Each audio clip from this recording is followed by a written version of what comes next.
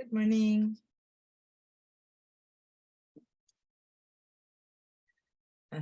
Good morning. Hey, Fabio, you made it. Hi, yeah, I managed to change shifts, and so All right, that's good to yeah, know. how's it going?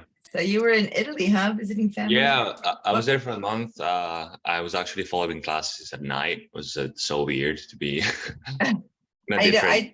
In the summer I teach from Argentina, and it's Oh yeah, so not only am I like wrapped in blankets and scarves because it's so cold down there and everyone here is boiling, but it's also the wrong time, confusing. It's Yeah, it's I like know. 12 p.m. and I'm still teaching, and not 12 a.m. I mean midnight. Anyway, Yeah, hi everyone. Hi Isabel. Hi Susan. Christina and Moni. Oh, and Moni and Monica and Linda. Hi everyone. Everyone's here. Good morning. Nice to see you all. All right. My bad. So head over to the chat, guys, and give Susan a little hello, who's kind of lonely in there. There you go.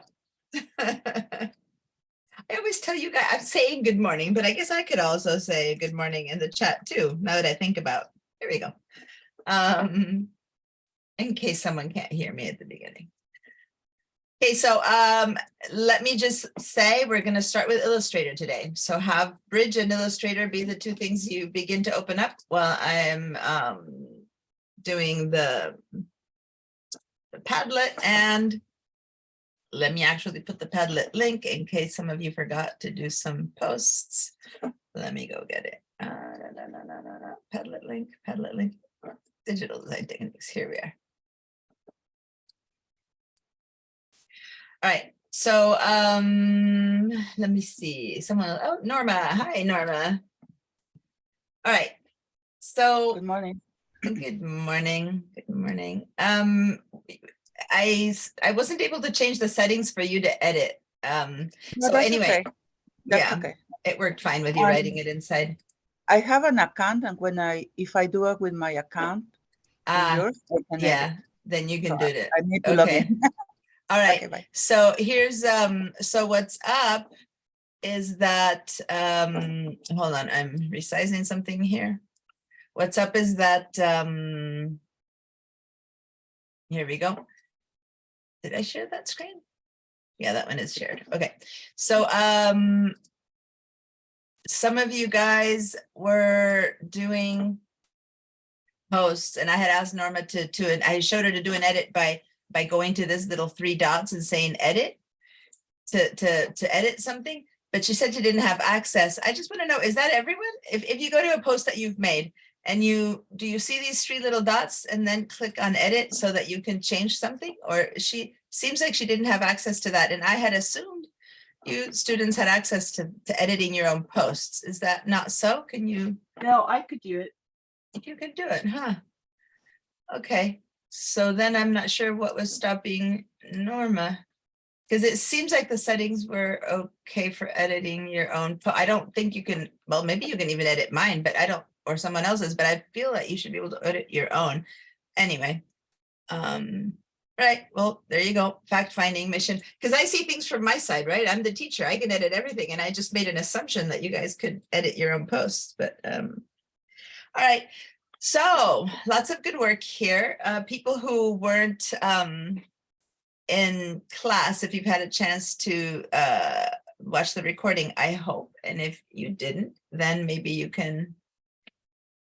There it is. Isabella's also saying she can do it. Okay, so we did a lot of work with text in InDesign and threaded text. And if you can see over here, not only threaded text, meaning when you put something in one page and then continued on another page, and how if you delete a paragraph, it's going to thread itself. And so everything continues to flow from box to box, from text box to text box. At the end, we opened Illustrator and noticed that, oh, the same thing happens. It just looks a little bit different. Like it automatically shows you the threads and things like that. But Illustrator is not the place to do multiple page documents anyway. So that would only happen if you're doing like breaks between photos or something like that, maybe on a 1-page brochure. And then we worked on wrapping around objects. So here we created a couple of different choices of, let me just open one as the review here of how to create these wraps around the object, not necessarily the bounding box. We also showed how to do it around the bounding box, but then how to go in and modify that internal line to allow us to wrap around shapes and text. So that's cool. That was all in InDesign. I'm not sure if anyone posted their Illustrator. I believe this is an Illustrator one. And here we showed how you could go and do a text on a path. And in this case, this text is the beginning and the line shows you that it threads to this one, right? And how you can do it around path and stuff like that. So that's kind of what we were beginning to explore. Well, in Illustrator, we're beginning to explore it because there's more that we can do beyond that in Illustrator and in InDesign regarding text. So we're going to do a bit more of that. But there's another homework that a couple of you guys completed, which over here I have Norma and Moni and Susan, and am I missing one? That's 3 of you guys.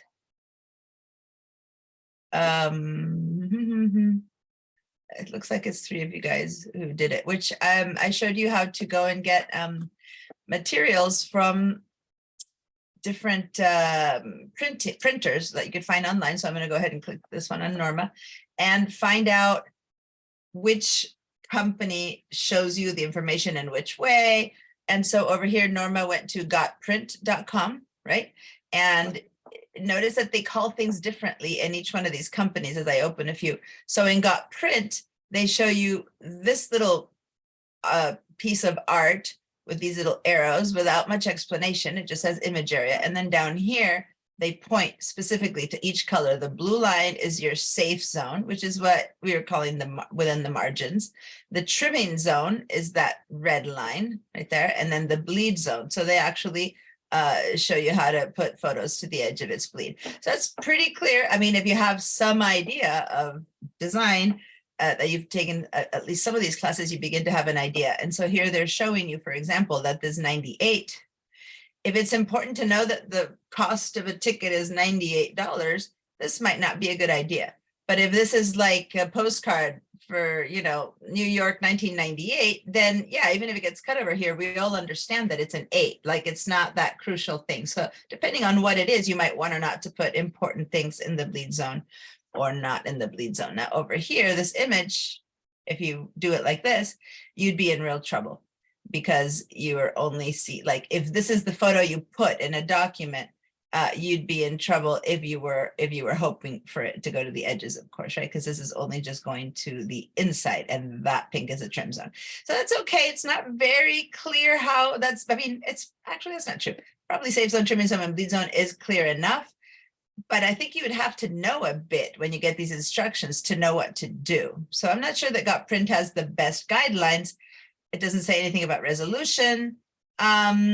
Anyway, I've used GotPrint before. Of course, I look at this and I know exactly what they want, but I'm not sure if it's that clear. So thanks, Norma, for getting that from the GotPrint.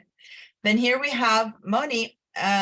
She looked at 3 different places, and there's no art in here, but the information from Snapfish, Primo Print, and Hot Cards, there's actually a lot of information and they differ from each other. And this is, I guess, what I wanted you to see, how each company will give you different stuff. And you have, when you're going to go print something, you have to go, you decide who's going to be your printer, and you have to go to your printer and ask them how to print the files for them, right?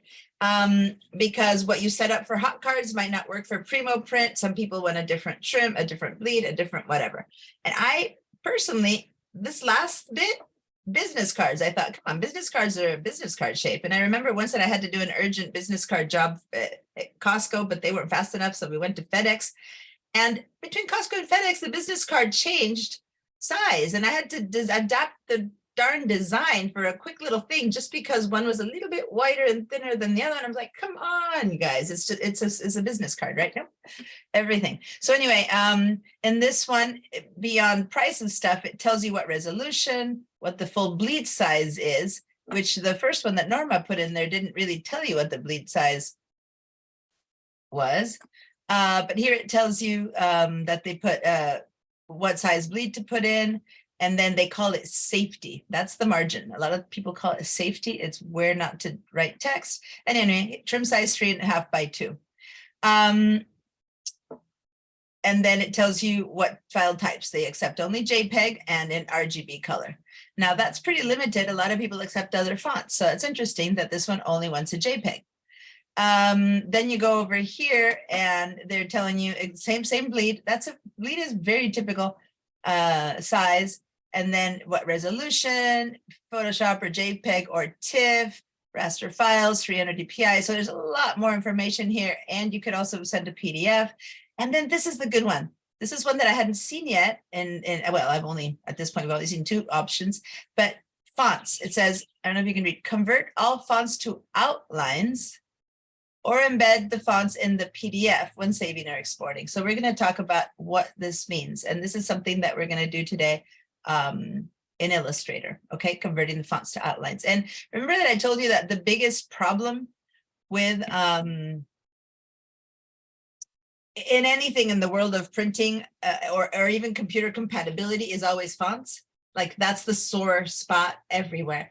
I was at a lab the other day where we were having an issue with translating things between a Mac and a PC, and it had to do with virtual shape modeling. It wasn't even printing. And again, the question was the fonts, right? So forever, since the first day, the issue has always been fonts. So a way around it is to have the fonts not be fonts, but to make them into pictures, objects, just like the heart or the star, make it into an object that looks like a letter T. And that's what it basically means, convert it to outlines, where you don't have it be editable anymore. If you had made a typo, you can't go in and add another T or something because it's now not fonts anymore, right? And that's what happens when you convert to outline. We're going to be working with that. Or embed the fonts in the PDF, which is something you can only do if you can send a PDF. So a JPEG, on the other hand, is going to give you horrible text. JPEG is not good for text. So I'm surprised that Snapfish doesn't have another option than KTEX because text is not good.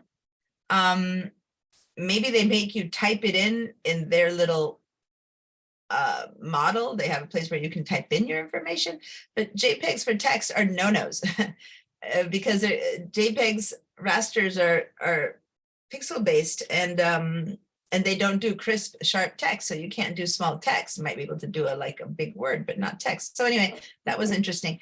But see how here there's just a ton more information. So we're going to talk about that. And then if you do a rounded option, it shows you the radius and stuff like that. And then over here, it tells you that the safety area, right? For a 3.5 by 2 card, will have the safe area of 325 by 175. So what they're telling you is design only within this size for your text, okay? And that is the final size, so 3.5 by 2.5. And then that's the bleed. So they give you the final sizes. Like over here, they tell you bleed of 0.0625. And here they just tell you, bleed is 3 to the 9 to 9. So that is what you need to make sure to have an image big enough for. Like your image in Photoshop or whatever has to be that big, not that big, right?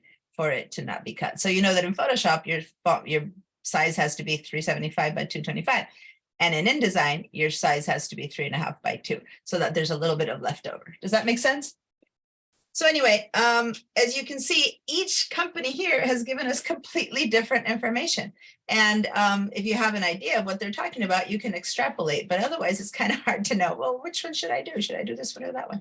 And then Susan posted from Overnight Prints. You said that this is what you do for your business, right? The square cards, you said the other day? No, someone here had mentioned that they used, no, someone said they used Moo. Who said they used Moo? One of you guys. Hi, Cheyenne. By the way, I let you in, but I hadn't said hi yet.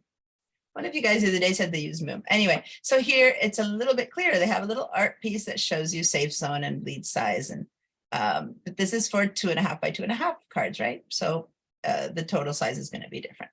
But this one, look at how many fonts these people accept. TIFF, PSD, PNG, GPS, EPS, or AI, and they want CMYK versus Snapfish wanted RGB. So anyway, as you can see, you can't just say, oh, I'm going to send it to anyone.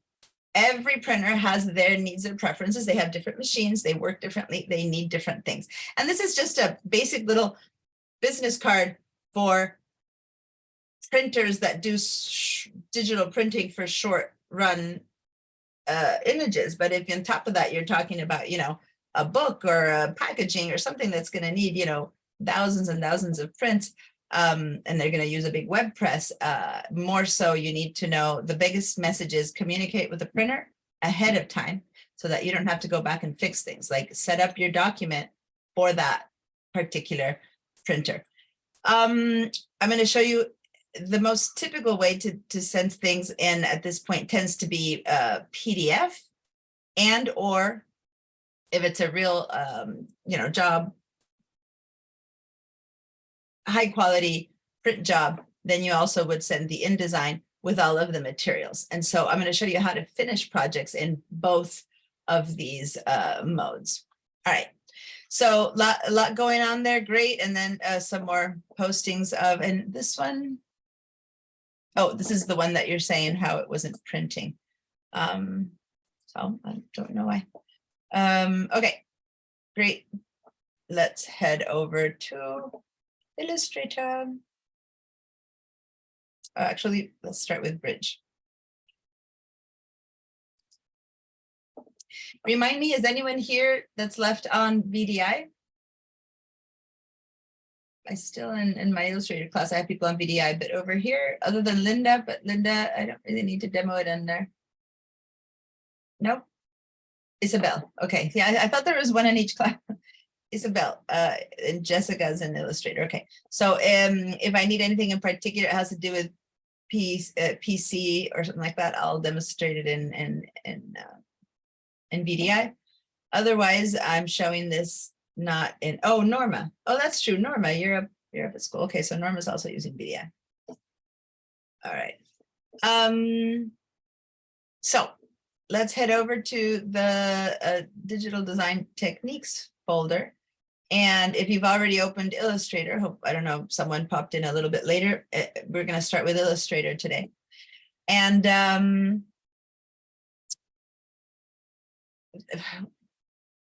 if you were all here, I was going to open the one that we worked on last night, but there's some people who weren't here left.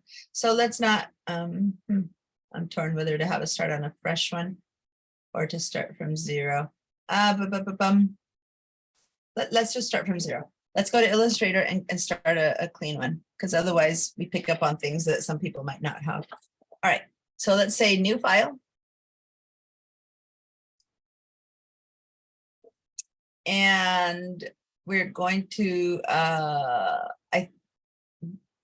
right now, notice that the settings that are going to be here are whatever you used last. These are the settings that I used yesterday in my Illustrator class. So by default, it wants to give me that. And I'm just showing you because I probably have said it before, but I'm not sure that that the settings you'll see were always going to be the last ones you've used. And so depending if you're working on the same material, it would work or not. So I want to go ahead and not use whatever is here automatically. So I'm going to head over to this print over there. And then as soon as I do that, it kind of resets the settings to whatever the default setting is for print, right? See how it doesn't say 5x5 anymore. So then I have to kind of start from zero and create my own settings when I do that. Let's head over and I'm going to change it to inches. And then I think at this point, having it be 8.5 to 11 is fine, but let's make it be portrait mode. So I'm going to click over here for the orientation. And then let's just go ahead and make about 4 artboards just from the start. We're going to need a couple of artboards in there. We don't need bleed. CMYK is fine. And thus, let's just say create. So 11.5, portrait, orientation, 4 artboards, no bleed. I think you meant landscape. Landscape.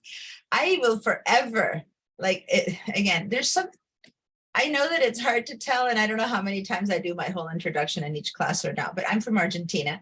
And I was brought up in this like world of centimeters and things that make sense. And then I came here and I had to learn inches, and it's like absolute disaster. But there's one thing that I cannot say. I can never say the word for this icon, which now that I'm thinking about it, it's magnifier glass, but I will always say loop, and it's like, it doesn't come out. And a really hard time saying portrait or landscape. It just doesn't, my brain doesn't, it's like horizontal or vertical, right? That's how we would say it, right? So portrait and landscape are kind of, it's so weird what things don't stick. And temperature. Do not tell me the temperature in Fahrenheit because I have no idea what to wear. I gotta hear temperature in centigrades. Anyway, but portrait and landscape is one of those. So thank you for correcting me there. All right. Yeah. And people don't get it because I don't have an accent, and that's another long story why. But you don't understand how come I can't say such basic things as that. Anyway. Let's head over here and begin to use it.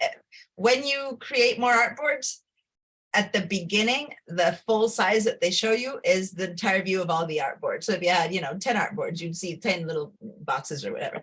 Let's start with the top one. And if I want to get to this one quickly, easiest way to do that, like if I just want to fill this, if I do Control or Command 0, it fills the screen, and in this case it filled the screen with the top first one because it kind of knows to start with the beginning, right? So Control or Command 0 fills the screen with whatever's in an artboard. All right, now I have been showing you in InDesign things like pages and whatnot. You'll never have that. You won't have the way to have the whole flow for pages, but notice that down here, you do have the chance to go to artboards, which is different than pages, but I had shown you this in InDesign for going to pages, and here you can use it for going to artboards. It's kind of in the same place, so to say, right? Anyway, that's as close as the comparisons get with what it has to do with pages. All right, so let's go ahead and create some text here. Let's grab the type tool. And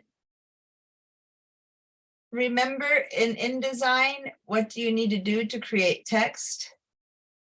You had to, and you know what? I should probably open InDesign so that I can show comparisons because we worked so much in text last week at InDesign. So every now and then I'll show you both just so that you can see why or not it works in one way or another. So let me add the InDesign to the share here. InDesign, you have to have a box first, right? And Yes. Illustrator, you click Yes, exactly. But let me go ahead and show you that. So this is like mini review. This is InDesign.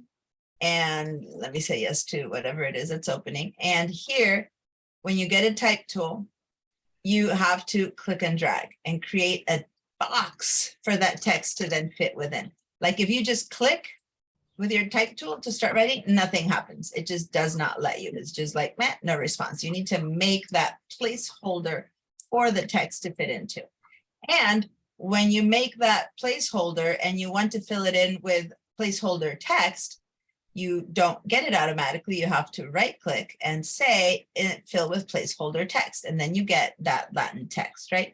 So off the bat, so that's just from last week, off the bat, when you're an Illustrator, you have two ways you can use the type tool. You can click or you can click and drag. So watch. First, we're going to click, just single click, boom. And when I single click, two words pop in already, placeholder text, the same lorem ipsum, right? It's the same text, which is that placeholder text in Latin, and it pops in at whatever size the last time you used your type tool was setting. And that, by the way, happened also in InDesign, that the text here came out the sizes because that's the last size I used last week, right? So that's the one that it by default comes out. In Illustrator, the default size that comes out is whatever I used last, which in this case, it's the basic Myriad Pro 12 point. That's like the basic size to begin in on a Mac. And it's looking black background and white because it's actually highlighted text. That's highlighted text, which if I were to now change and write something, say I write the letter P, all that disappears. And this one is not highlighted now. So that first click that you make with this type tool, let's try that again, is basically giving you something that they're thinking you're going to replace, right? Now, when it's written like that already, if I try to change it, I can still do that. Why? Because it's highlighted, right? And so I can make it bigger. This is the quickest thing to change, is to make it be big text. So now the next time that I click, a single click over here to get that, the next one comes in that size. Okay, now this is what we call point text. And there's a place for point text and a place for not point text. Now, point text, as you can see, it's going to be the basic black over white. But when we see it highlighted, remember, anything highlighted is about to disappear. Whatever the next movement on my keyboard is, even if the next thing I do is a space bar, that text disappears. So now the problem is that if you want to change one that was already written, like one back here, the question is how to get into it, because watch my mouse. It's got this little like square box around the arrow, right? That means I'm about to create new text. I'm about to drop and create new text. The first click was to deselect the last one, and the second one creates new text. But if I want to go into this one, I have to wait until the mouse changes. See how it changes into the insertion point. And from the bottom, it kind of changes a little bit faster, but from the top, you're coming in with it and it still looks like this. It still looks like this. And it's not until the tip of your mouse turns that it really turns into an insertion point. So a lot of people there think that they're in the text, that they're ready to change it, and they click in here. And what you're really doing is you're creating a new box, right? So anyway, put your mouse completely in the place you want and then give it a click. And then that insertion point comes in there. Then you would have to reselect and turn this into whatever other word you're trying to write, okay? So you would have to go in and select and make changes and make this one be, a different color and stuff like that. So that's point text. Now, one last good and bad thing about point text. I'm going to go out of this into the selection tool, black selection tool.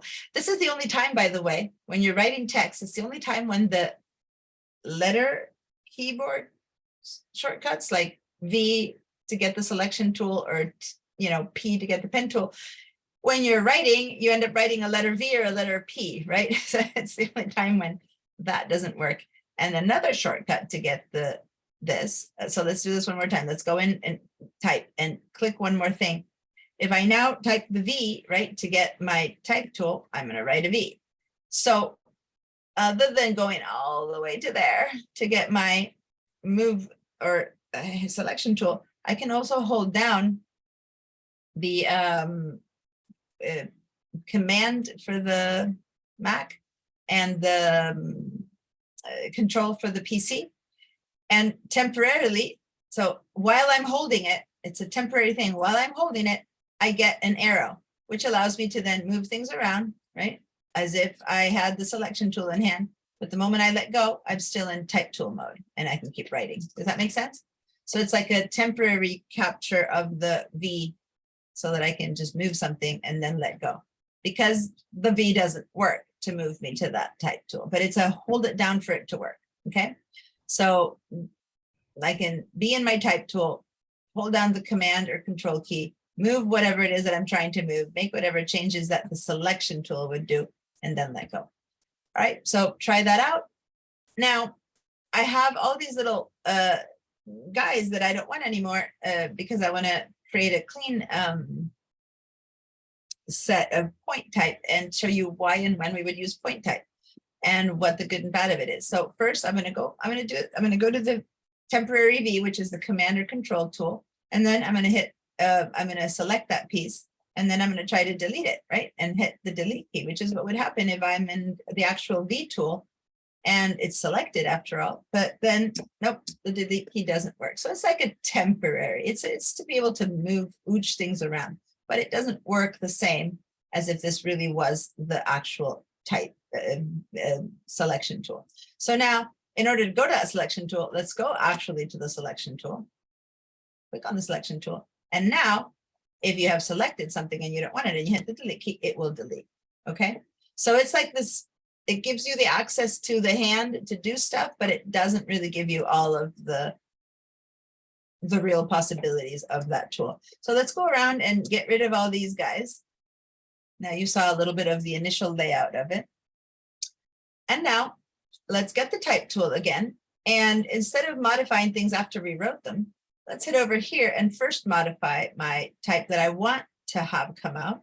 So let's say 36 type font size is good. And let's change this, and we're gonna work more with how this works, but let's change this to whatever comes up first for you. And I'm noticing that when I share this, you only see a little bit of this box. So I might have to share this with my entire window or share it in the VDI because it's not a very good, it cuts off the thing. But anyway, over here to the right, you're probably seeing how you get a preview, a live preview of what the text is going to be like. So I'm going to go for something totally different. So clearly and obviously, this is a different one. What am I going to go for? This is Blockhead OT plain. I'm going to choose that, which is a really, definitely not traditional font size. And now that I've pre-selected what I want, I'll click and my Lorem Ipsum will come out in whatever it is that I've chosen. Before I do anything else now, I'm going to write. So let's, and by the way, hopefully I forgot to mention this in case you didn't. If you did it, that's fine. You're fine. But start somewhere over here to the left side. Don't have this one floating, and I'll show you why. Click over here on the left side. And now let's replace it with a sentence. Let's start writing a sentence, and it can be anything. Stream of consciousness. So I'm going to say, let's write a sentence right here, and it can be anything. I don't care what you write. And then I look up and I go, whoa, where did all that text go, right? So please write kind of more than the basics. First of all, I made a typo over here. Second of all, where did that text go? So I'm going to go ahead and do Control or Command minus, minus, minus. And I discover that where that text went, where that, it's interesting, my hand tool.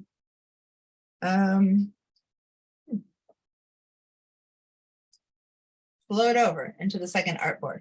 And if I didn't have an artboard, this gray area, say that I had only had one artboard, this gray area is called the pasteboard. And it would have flown over into the pasteboard. It would be in the gray. So it's got nothing to do with the fact that I have another artboard. Okay, it's just doesn't, no wrapping.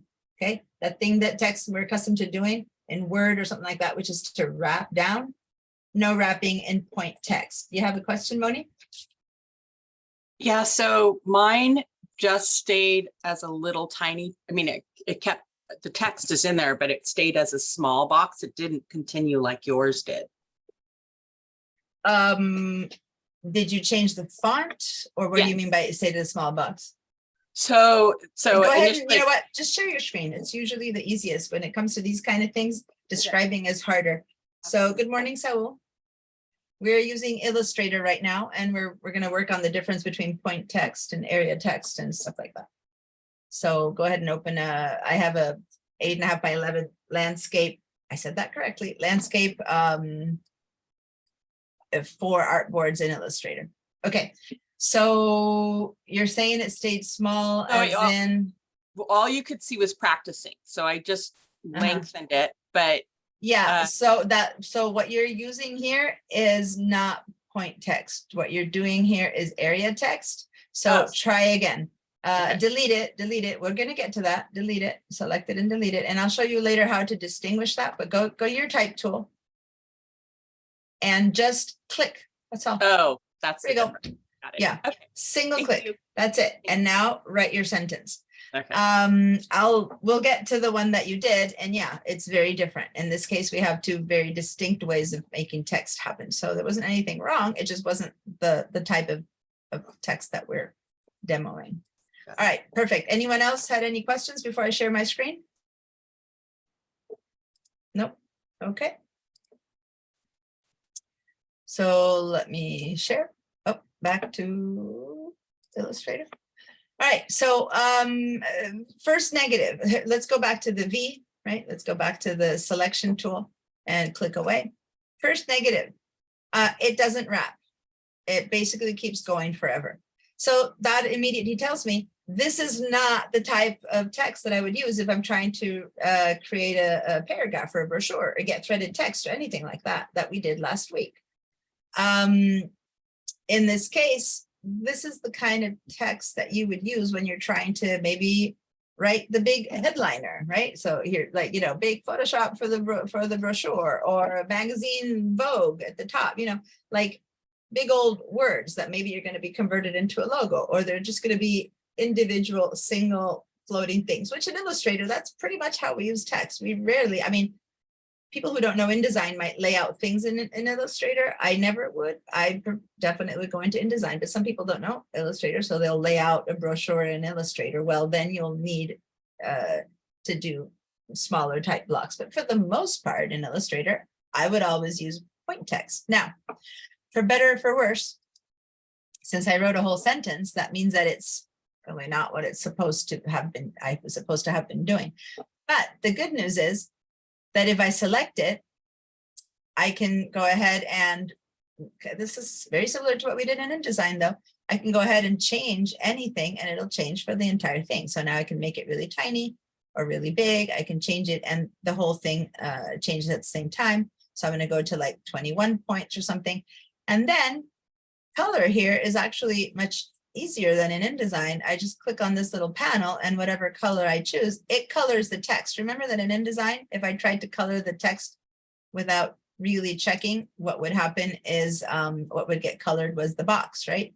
So if I went in here to select this thing and went to fill, I would click on this and it's the box that was getting filled. So you need to pay attention over here to what you're filling. So the box was nothing, and you make a point of choosing text, and then that would be, you know, so you have a choice to do one or the other. Not so in Illustrator. In Illustrator, you go straight to color and it just colors the text. It doesn't, again, it's different. It's not a layout program, so it doesn't care. It's just a holder for text. It doesn't consider it a thing to fill. Is that a new hand up, Moni? Or is it the one from before? Okay, thank you. All right. So, okay, so it's easy to change the color. It's easy to change the font, you know, move it to some other font, another funky font. I'm going to make it bigger again so we can see it from afar. So it's all easy to be changed. And then when I want to correct a typo, if you didn't make a typo, go correct something that's not wrong, you got to go back to the type tool. And then remember, as I said, you have to make sure that you don't have the box. You go in there, click, and then it's like it would in normal times. I like to hit the delete key and then go and make a correction. And if you want to target anything in particular, like the word sentence, you would have to select it to make that one be maybe bigger than the others. So sub-selecting still works when it's individual things that you'll do to a little portion. Like you might make a very beginning drop cap. So you might make this one, the L be huge, then you have to use the type tool. But other than that, once you're done writing the sentence or the word, you pretty much don't go back into the type, into the actual type itself. Now, here's the problem with selecting text. And this is the same in InDesign. When you select a sentence, I'm going to make it red. So I just made this red. But do I see the red here? Nope. When you're selecting something, the color changes so drastically that I can't see if that's the right red. Now, in this case, okay, it's red is red, but what if you're trying to choose the right tone of green for the text that has to match the green of your leaves of your tree? Then you'll have no idea. I'm going to go to any color that I go, and it gives me this like negative kind of thing. When I try to make it green, it gives me black and whatever. So there's if you just have one thing, you have to deal with it. You have to know that it's the right color. But that's why it's better to have your V or selection tool when you select your text, and then work on colors from there. Now notice I put two different colors in this one. This is blue and that is green. So when I go over to the fill, it gives me the question mark. because it can't show me two colors. So it tells me whenever you get a question mark, it's because they can't tell you which one to prioritize. So they give you a question mark. So this is a much better way to handle color because you can really see if it works. And if you have an image here that's green, you'll go, oh, that green really clashes. Let me go for this one, right? So you can actually really see the color you're selecting things. So get accustomed to not be working in the type tool when you're working with type, when you want to change any of its properties, so to say. All right. Now, I'm going to leave that information at this point there. Let's make this font a little bit or smallish enough that it doesn't, in my case, it goes on and on forever. So I'm going to go to this. And again, it's not giving me a size of font that I used. Same as that question mark. It's because I have different font sizes in the same type, in the same thing. So if I change this, it'll all change to whatever I set it to. So I'm going to go a little bit smaller. I'm going to go to like 36 because I just want to be in there. And okay. So I'm going to go in here and I have an extra space. When I go to the end of this type box, point type, okay, this is point type. You point and click. You have like this little antenna-y coming out to the side, but you don't have that little kind of possible box that you had once again in InDesign. When you go over and if you close this box, you have that little plus sign when you have overset text, that kind of thing that I showed you last time is just not there. Now, if the text fits in the text box, you don't see it, but you still see this box, which is the potential box to tell you that something's wrong. But over here, when I made this box smaller, then if I had overset text, it gave me the little plus sign. All of this, don't like care at all. Oh, something I didn't point out the other day, just a quickie because I just saw it. Look at over here. The text fills in completely. I don't have a plus sign anywhere, right? This is InDesign for a second. If I look down here, I've got a little box that has a green light, no errors. I hadn't pointed this one out. Now I'm going to grab this box and make it have some text disappear, that little thing. And for example, if I put it right there, I might not notice that something's weird because I don't have like a hanging line. So if I don't pay attention and don't know that something's missing, over here I've got like one error, okay? It's letting me know there's something wrong here. So when we come back to InDesign, I'll tell you more how to deal with that error and how to find what your error is. But basically, I was just pointing out that that little plus sign is pretty important for text and InDesign for all the reasons I showed you last week, yet that doesn't exist in point type. All right, so when do we get that kind of text? Now let's start from 0 again, grab your type tool. And now let's actually create, just like in InDesign, an actual text box. Click and drag, make a placeholder for it, and make it big like this so that we have a lot of text in it so that we can have some examples of, overset text or something. And there it is. It automatically fills up with text, and that text is automatically highlighted, waiting for me to put in my own text, right? Again, if I start writing, it all disappears and I start writing, but don't do that. I'm going to do, or if you do that, go ahead and do Command Z, because I do want the whole text box filled with text. So now we're going to go to the V or black selection tool, because since if you type V, your text will disappear. So you really have to go and actually select it from up here. And this box now operates pretty much almost identically to the one that we did last week in InDesign. It's got some little weird hangy thingies that InDesign didn't have. We'll talk about what those do. But if I want to make this is it. This is the text that's in this box now. If I now want to make it any smaller, so I grab this little thing and make it smaller, then there you go. I get the good old Telltale plus red box. Let me actually get closer now that I'm showing this, so I don't need to show that extra. So there's that little red box that's letting me know that there's more text. And this is what we used last week when we came into Illustrator for text on a path. We actually created these little text boxes. But you have to specifically click and drag. All right.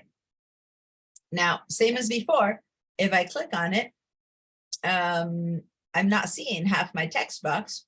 I'm only seeing this much. But if I change it to,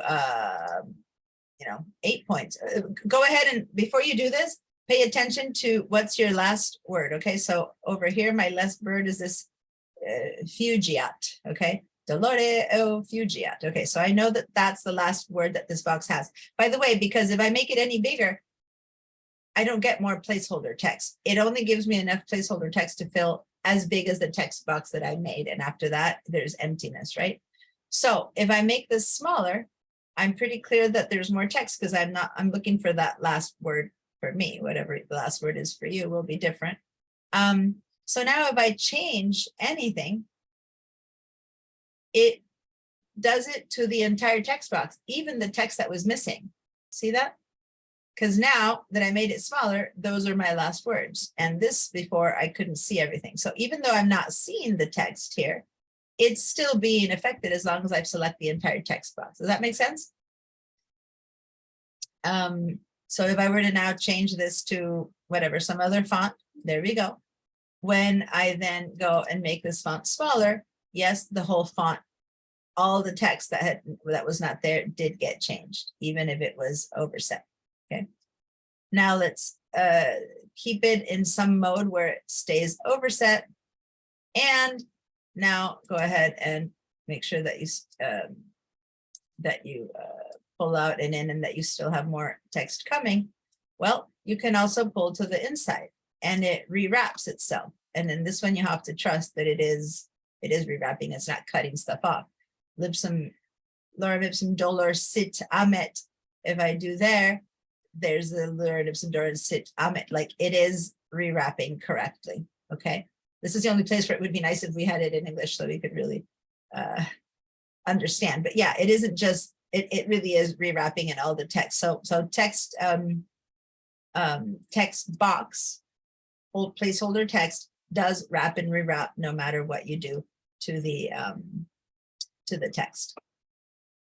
All right, I'm going to go ahead and make it something a bit more logical, maybe 21 points or something like that, 24 points so that it's all there.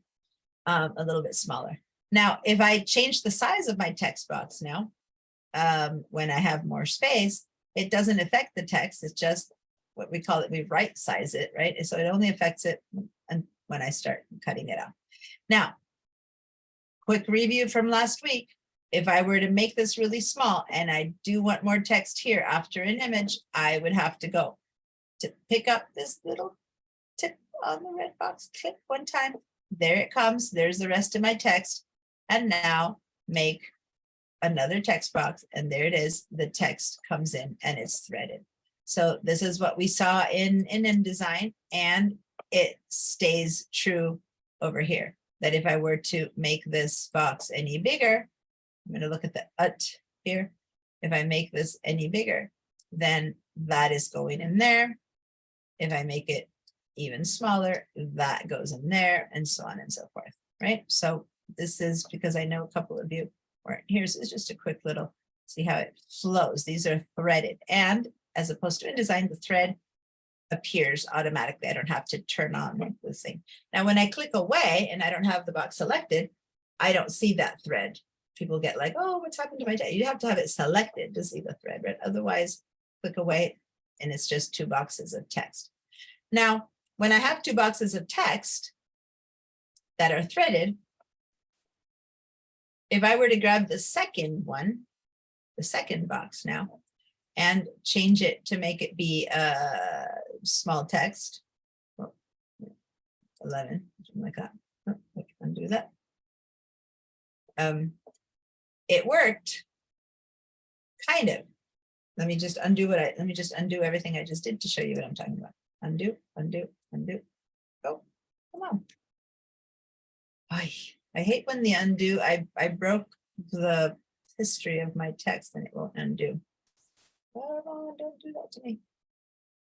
I don't know if you can see that my text got tiny, so it got into the other one right there. I don't know if you can see what's happening. And this text became empty. So let me sorry, let me try to make it smaller. So it does go in here again. Here we go. And now I can make it bigger. All right. So when I showed you before that when you select the box, everything changed even if you didn't see it. But the moment you thread it, that second box has to be handled separately. And this makes sense, right? Because what if this is your first page and then this is the text continued on, you know, backside, then the backside text, you're going to make it smaller. So even though it's threaded, it can accept a different format. So I can make this text pink and this text pink, and maybe you can even a different font, which, I mean, logically we wouldn't have too many different fonts, yet it's still threaded, right? So this might pose a bit of a problem if my back text is going to be this one, and this is the front side of my brochure. And yet, if I decide to do some editing, like I go to my client and he goes, oh, I don't like that word. Can you please take those 3 words away? So you go in here and you edit something, you take these 3 words away and you hit, you know, delete. Then that text that threads in comes in with the formatting of the second box. Does that make sense, you guys? So, you know, little bits and pieces of idiosyncrasies, in which case, if this is now going to be in the front page, well, you would have to select the whole box again and reformat it to whatever this original formatting was so that it incorporates this text. When you do that, guess what's going to happen? Since it's bigger, then about 3 of these words will go back into the bottom one, right? And then you'll have to reformat that one. So it becomes a little bit less automatic once you have different formatting options. Any questions about that? Do you want to clarify more, or can you see what I'm talking about? Let me go back. So this, if I need to know what font I chose, I put my mouse and click in the pink stuff and it says Arial Regular 18. I click on the black side here and it says Silam Regular 24. So I'll go, okay, I'm going to reselect this stuff and make it Silam Regular 24 so that it matches, which is great. Well, and black, but then that means that it reflowed into the bottom one. Does that make sense? So then I have to go here and reflow this one. So yeah, it becomes a little bit more complicated once you're doing reflow if you change the formatting. If you don't change the formatting, then all is good.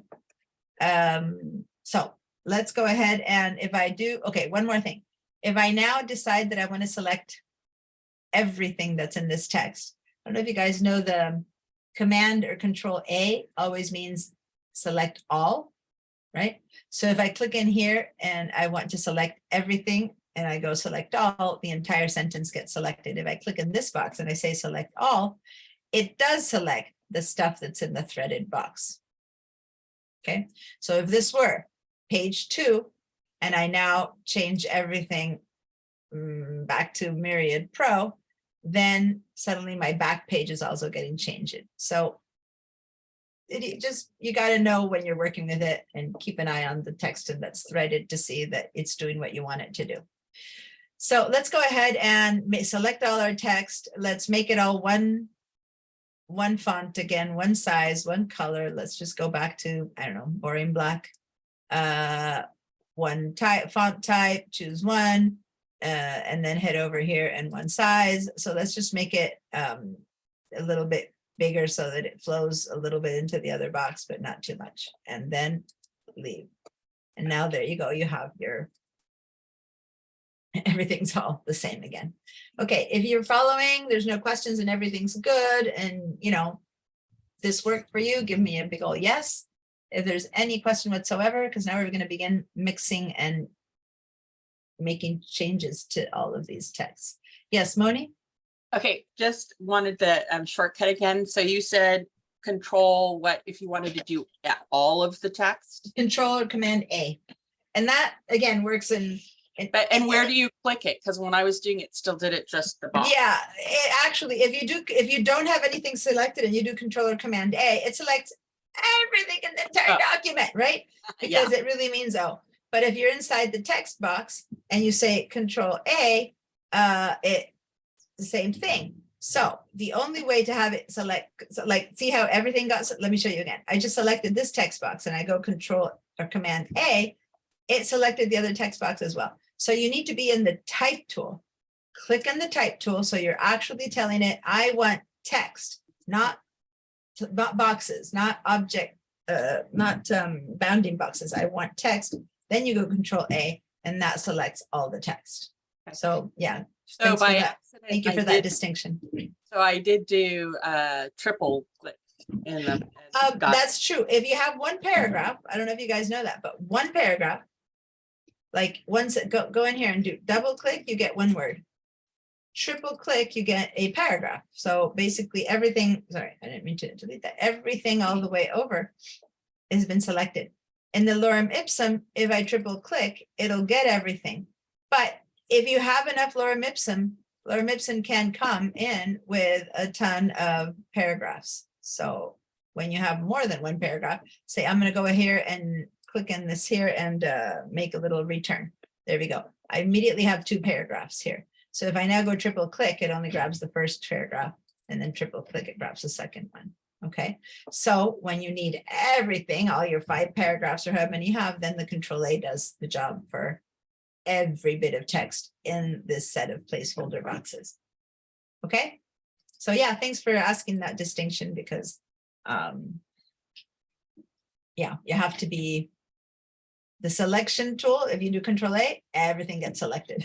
So everything, every object, which includes all text boxes are objects in Illustrator. Okay, so I'm getting mostly a lot of yeses. Some people haven't answered. Norma, Fabio, you guys okay? Is everything good?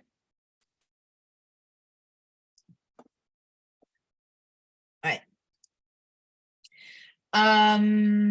Okay, so let's make things a little bit simpler. Let's get rid of that second box, which, by the way, won't get rid of the text. If I get rid of the second box, select it and get rid of it, then it goes back to being there. And if I make this box bigger, the text is there. Okay, so the text doesn't disappear. Well, it will disappear, of course, if I get rid of the first one, but as long as it's threaded, it goes back to being threaded. All right. So let's make this box kind of a little bit smaller and a little bit out of the way. Not so much out of the way, but half size or something like that. All right.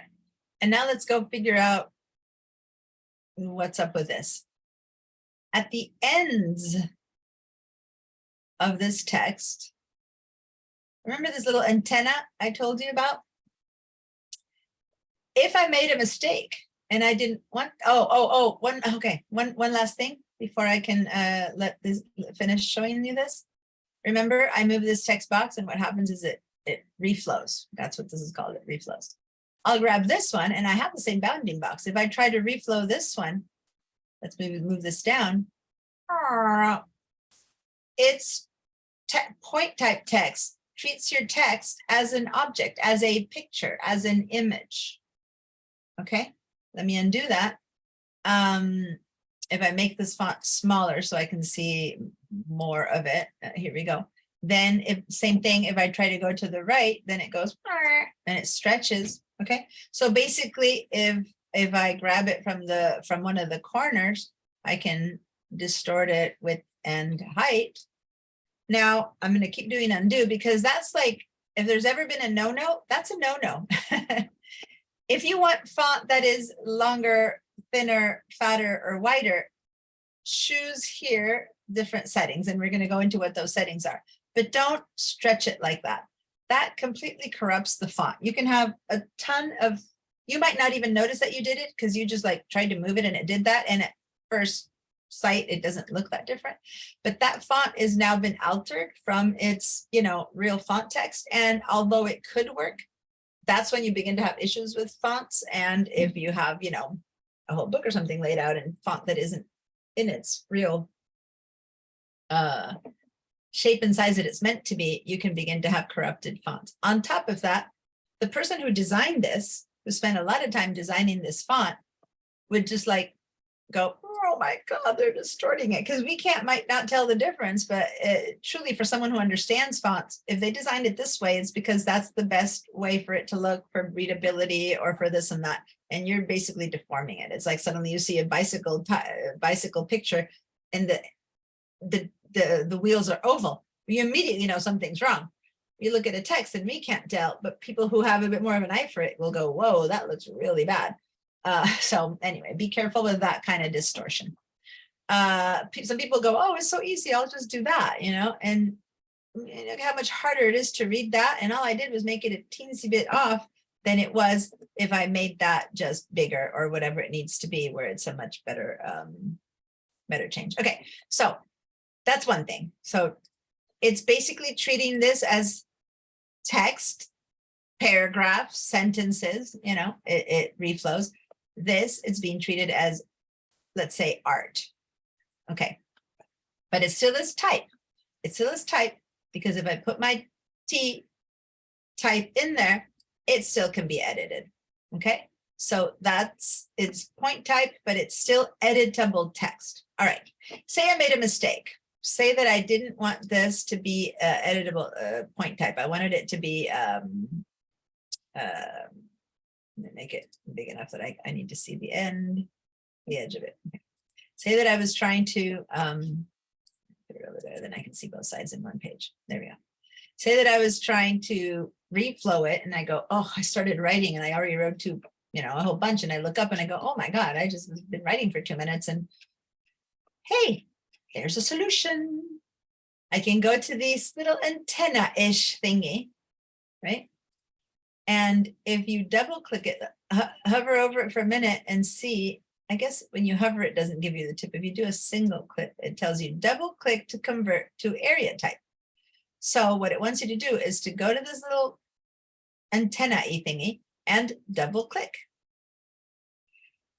That's all it took. Suddenly this little antenna-y thingy popped in, right? That is now area type. And now I can reflow it. Okay, see how now it acts just like that little box down there. Did that work for you? Now, if you know what you're doing and you've already done the text boxes and this is a headline, there's not much to reflow in a headline. If your headline says, Vogue or Time or National Geographic, I mean, how much is there to reflow? But if you started clicking and then just typing away, which you might do if you're, in a hurry or busy or so, then there's a solution to that. So now we have made this be area type.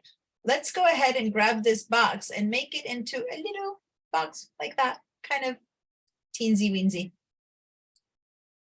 There you go. Right? So everyone has that. Now, on this one that was already area text, if I move it in and out, see how it still flows. This one, I go, oh, shoot, I shouldn't have clicked on that. Or maybe, how about I make it point type again, and I click again. For some reason, you say, let me make this into point type or this into point type. Would that work? Yeah. I'm going to go and double click again on this top one. And it's turned back into point type. See that it kind of stretches out? It's point type again. And here's the problem that, you can't reflow it now. So basically it's acting like point type. So you go, oh no, darn it, I shouldn't have done that. This should be reflowing. So you double click it again. And trust me, we've done this where we go back and forth. So I now have it back to being reflowable. But here's what it all breaks down. Because now when I try to reflow it, each one of these, it doesn't stretch or do bad things anymore. But now each one of these has an invisible like paragraph thing down there. And so you've broken the reflowability. If you've gone back and forth 2 times, it's area type, all right. It doesn't stretch, it doesn't distort. If I go in here, I get the little red box and whatever, but what I have is each one of these is its own little world. And so the only solution to this is you grab your type tool, you put your tool in front of the S, right? And you hit the return. you basically have to eliminate all those paragraph returns, right? That you've made. So I'm clicking in front of each one of these, in front of the anything. And so it's fixable, but it has to be fixable as in text, right? And you do that. And a lot of times, and here's the thing, when this isn't done well, like this one looks good. I don't care what you write, but then when I stretch it again, it had looked good, but the right still hadn't been so this is, I mean, I see this so much. I know it's a kind of like, why are you showing me? What's the problem? Because this is so typical to see that suddenly you have a broken paragraph, and it's just because things weren't like reflown correctly. So remember that if you reflow for any reason wrong, you have to go back and reconnect the text. So it's still text, and now it does what it needs to do, but you have to put a little bit of work in it, which for one little paragraph, fine. But so maybe you tried to do a pull quote for a magazine article and you turned it into point type. And then when you want to make it back into a different one, that's fine. It's a pull quote. It's 20 words like this, but you can't do that if you got, 100 words, because you'd be going crazy or forget a whole book, right? So be careful with this whole converting back and forth. All right, so now we're back to having it be reflowable because we fixed that by putting my text, inserting it before the first one and hitting return. And now we have the flowable. Okay, so there we go. Now we have both of these are area type. Now let's make it, big enough. And this time, yes, let's make it back into point type. So we're going to end up with point type on top again, double click, but it's correct because now it doesn't need to reflow. And now it's back to being that I can't mess it up. Now, if for any reason yours at this point got lost or here or there, it doesn't matter, because now we're going to go to page 2. This was learning about point type and area type. And now we're going to go to page 2 and we're going to do a bit different stuff. But this is a good, what you can do to remember, you can actually put the word point type in front of the box of this one and area type in this one, but and then do a screenshot. But what you can also do is I'm going to hold down the option key, because remember the option is what helps us duplicate things. And I don't know if I've showed you this in Illustrator in this class before. Illustrator students do this, but I don't know if in Digital Design Techniques, just about everything in Adobe, if you have the selection tool and you hold down the option or alt key and you click and drag, you'll get a duplicate of that thing. Okay, so once again, a select, you have to have it be just basically selected, no matter if it's any of the programs, Photoshop, Illustrator, InDesign, all these programs. You select something, you hold down the option for the Mac and the alt for the PC, and then you just kind of click and drag it, and then you get a duplicate. If I keep holding and doing it, I'm going to get more and more duplicates. Okay, so I'm going to undo that because I only wanted one duplicate. But maybe before you do a screenshot, you might want to like distort it a little bit or something, and then do a screenshot of this, and then call this one point text, just to understand the main difference between point text and reflowable area type. Okay, so go ahead and maybe do a little screenshot of that. By the way, let's go ahead and save this file. Yesterday, I had a moment of scare when in the middle of my class, it seemed like it was crashing and I had been working on something for, an hour and a half. So Command or Control S or File Save, and I'm going to save on my computer. And it's going to go, I'm just going to go text formats or something like that. When you try to save in Illustrator, this box always comes up.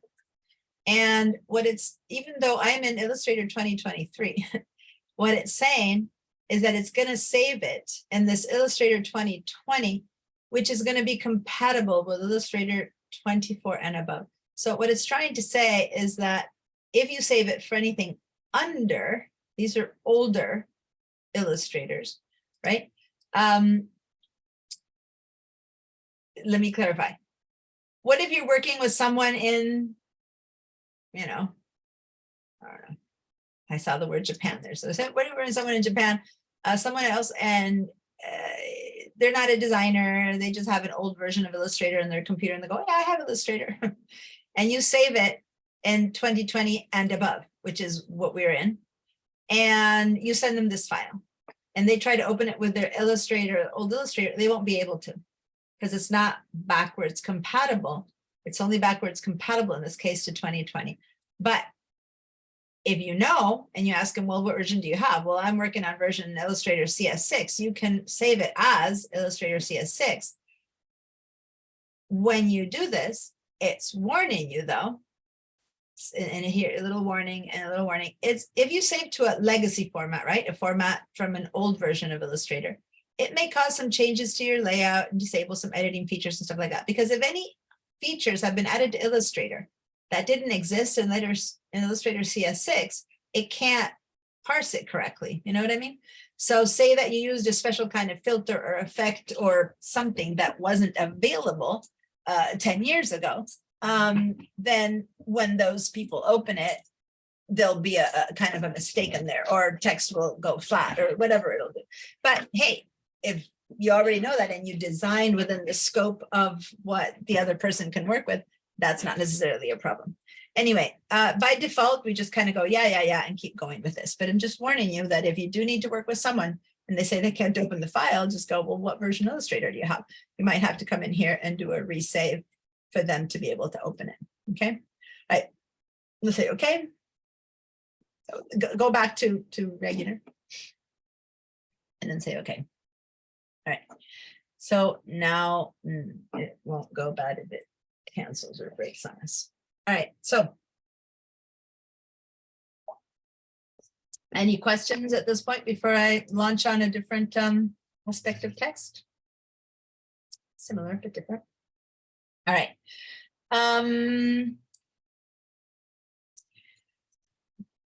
What I'm going to show you next is identical, yay, in Illustrator, InDesign, or Photoshop. So this is a learn it from here and learn it for everything. And this was not so in the past. Illustrator, InDesign, and Photoshop handled text very differently. Fortunately, it's all been equalized. Hallelujah. Basically, you would just never do Photoshop text, let's say 10 years ago and back, right? Then you started to be able to do text in Photoshop, but it handled differently and it really had some features. So Photoshop has been like the last one to update itself because you're not really supposed to use Photoshop for text. But so many people do that finally said, okay, all right, already, let me give you the tools to do text correctly. So they put the text tools in Photoshop. But up until then, you basically had to shy away from doing anything in there. InDesign is the place where you could do the most to text for years and years because it's made to lay out text. And then they updated Illustrator to work, but Illustrator had other features. And so basically now, other than the whole text on a path that I showed you last week that you can do in Illustrator, but on an InDesign, the rest is very similar InDesign and Illustrator and Photoshop right now. There might be a few more things that InDesign and Illustrator can do beyond Photoshop, but I can't come up with one right now. So I'm not saying there isn't, but for the most part, all the features are the same. All right. So let's grab this this box that has more text that we put here in the bottom. And I want to show you a bit of the other choices that we have here, because if you've only worked in text with, say, Word or something like that, or any, word processing program, when you have to make text fatter, you just go and press B for bold. And when you need to make italics, you go I for italics and stuff like that. And that's about all you can do. Maybe you can underline it. There's like just a couple things you can do. That's minimal amounts of things that you can do. Now, these are true layout. These are true make gorgeous things composition. And you can move this text around typography every which way you want, the right way. But one of the things that first people get confused about is the fact that there is no B for bold or I for italics, right? So what happens is that here you're using the real fonts created by the real creator, these are designers whose life is creating font designs. And they're called font foundries from way back when it was little melted metal and lead that created the type. And so if they designed a font to have bold, you can do it. If they didn't design a font to have bold, you can't do it. And where do you do it? Say that I want now for this Myriad Pro. Let's go all back to for now for the same font. Like select Myriad Pro if you haven't yet, which should be at the top because it's the one that it kind of starts with. So you should all have Myriad Pro handy. I'll show you more about that box in a minute. Then underneath it, it says regular. So this is basically Jan Regular Myriad Pro. If I click on this arrow, I discover, oh, this Myriad Pro came in a light version. And it came in a bold condensed, but no, just bold. I can't like just bold the version. I can't just make this bold.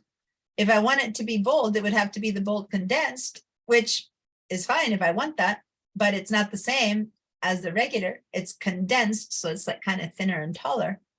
And or I have the opposite of bold, which is light. But that's it. That's all this designer gave me with this font. So I can't do any more or less than I want with that one. Now let's change this font. I'm going to go to Myriad Pro. Let's cut down and I'm going to have to share. I'm going to have to connect to VDI for this one because you're not seeing that whole box. And I really need you to see this. So in the background, I'm going to be connecting to VDI, which I thought I could miss and I decided not to connect yet. But let me, this is the part that takes time. So I'm going to let that work on connecting while I keep teaching you. Okay, so I want to show you this entire box, but let's go and choose anything else that you have handy. And I just wanted to show you the first set of choices are the last few choices, like the most recent ones you've already used. So what you have here might be different than mine. And then after that, it starts going by alphabetical order, right? So if I head over to any of these, I'm going to see that some of these have little arrows and some don't, right? So this one doesn't have like this little, this is the arrow I'm talking about, this little guy, that little guy, versus this one doesn't have it. So if I go and choose one that doesn't have an arrow, and I don't care what you choose now, but this one doesn't have this little arrow, and I choose that, I go over here and, oh, this only comes in flat. That's it. Can't make it bold, flat, italics, or anything. This is all you can do to this one because that's all it was designed on it. If instead you choose a font that has a little arrow, you might want to see before you even choose it what choices of versions, and even here it says 2, and I click on this little arrow and oh, this one has regular and italic. Then I go to this one that has a number 12 and I open it up and I go, oh my goodness. Avenir Next Condensed has ultralight, ultralight italic, regular italic, medium, medium italic, demi-bold italic, bolded. Oh my God, that's like, whew, how many choices does this font have? Right? So it's way more sophisticated than just like bold italic, but it has to come from the Font Foundry. They need to have designed a font to make sense and look similar to itself in all these different modes, right? So here's the thing. When you design any piece, and now anything from a little banner, a website page, brochure, or full-on book, you want to keep font styles to the minimum. You don't want to put in 5 fonts in there. You want to maybe try for 1 or 2, maybe 3 for some extreme little decorative thing. But what you can do is choose a font that has different, you know, versions like this one. And then if you what you're choosing is bada boom for the text and ayutthaya for the paragraph and heavy italic, you know, condensed for, it'll look weird. It'll look like a mishmash. It'll look like, you know, one of those like put in a star and go free samples, you know, and there's like a mishmash of it. You don't want that. If you want to distinguish between headline and, you know, body text and, you know, quote text and stuff like that, you're better off finding a font that has many versions of itself. And then, yes, if you were to use, you know, regular with and medium and bold, it kind of flows together because it really is the same font, just in different versions of itself. Does that make sense? So it's better to use 5 versions of Avenir Next Condensed than to use 2 versions of 2 different fonts. That said, headlines, big old drop caps, there's certain things that we do tend to say, okay, it's okay if you put this in a different font as long as it matches.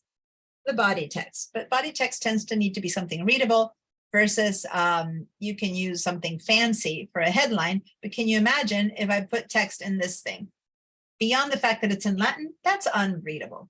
Like I should not very rarely use a script for anything that really has to be, you know, understood, let's say.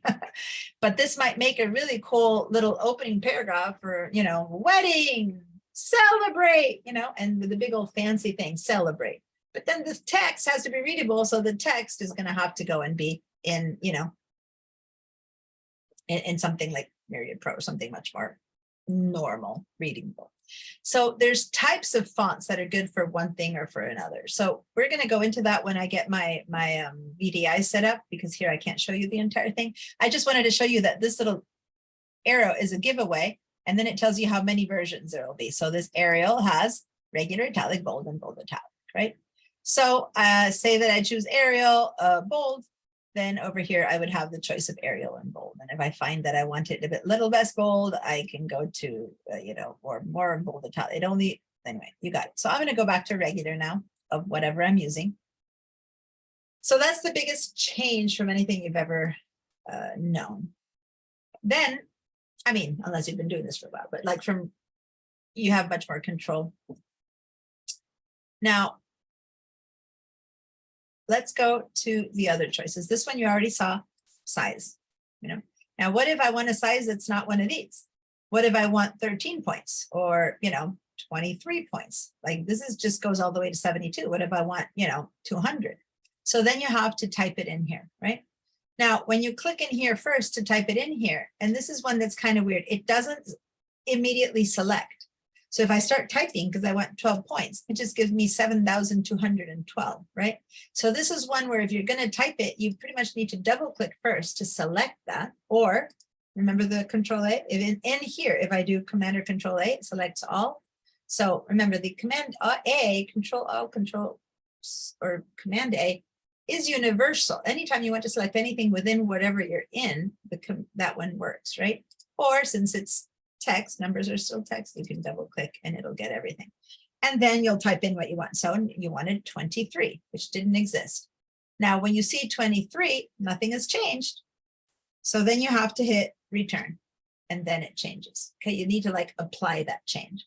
Let's go do that again. I'm going to click on there. I have to double click or select all, and then I have to say 78, hit return. Okay, so let's double click and or select Control or Command A, and then now let's say, I don't know, 25. Okay, the ones that otherwise wouldn't be there. And after a while, you'll know which ones are there and which ones are not. You'll begin to know them by heart, and you'll know that, hey, for this document, I'm going to be using always 16 points. So then you're going to have to do that to each paragraph. Oh my God, no. Then we go into a thing called styles, and I'm not going to attach that right now, but you can create some styles where you say, I want a certain style.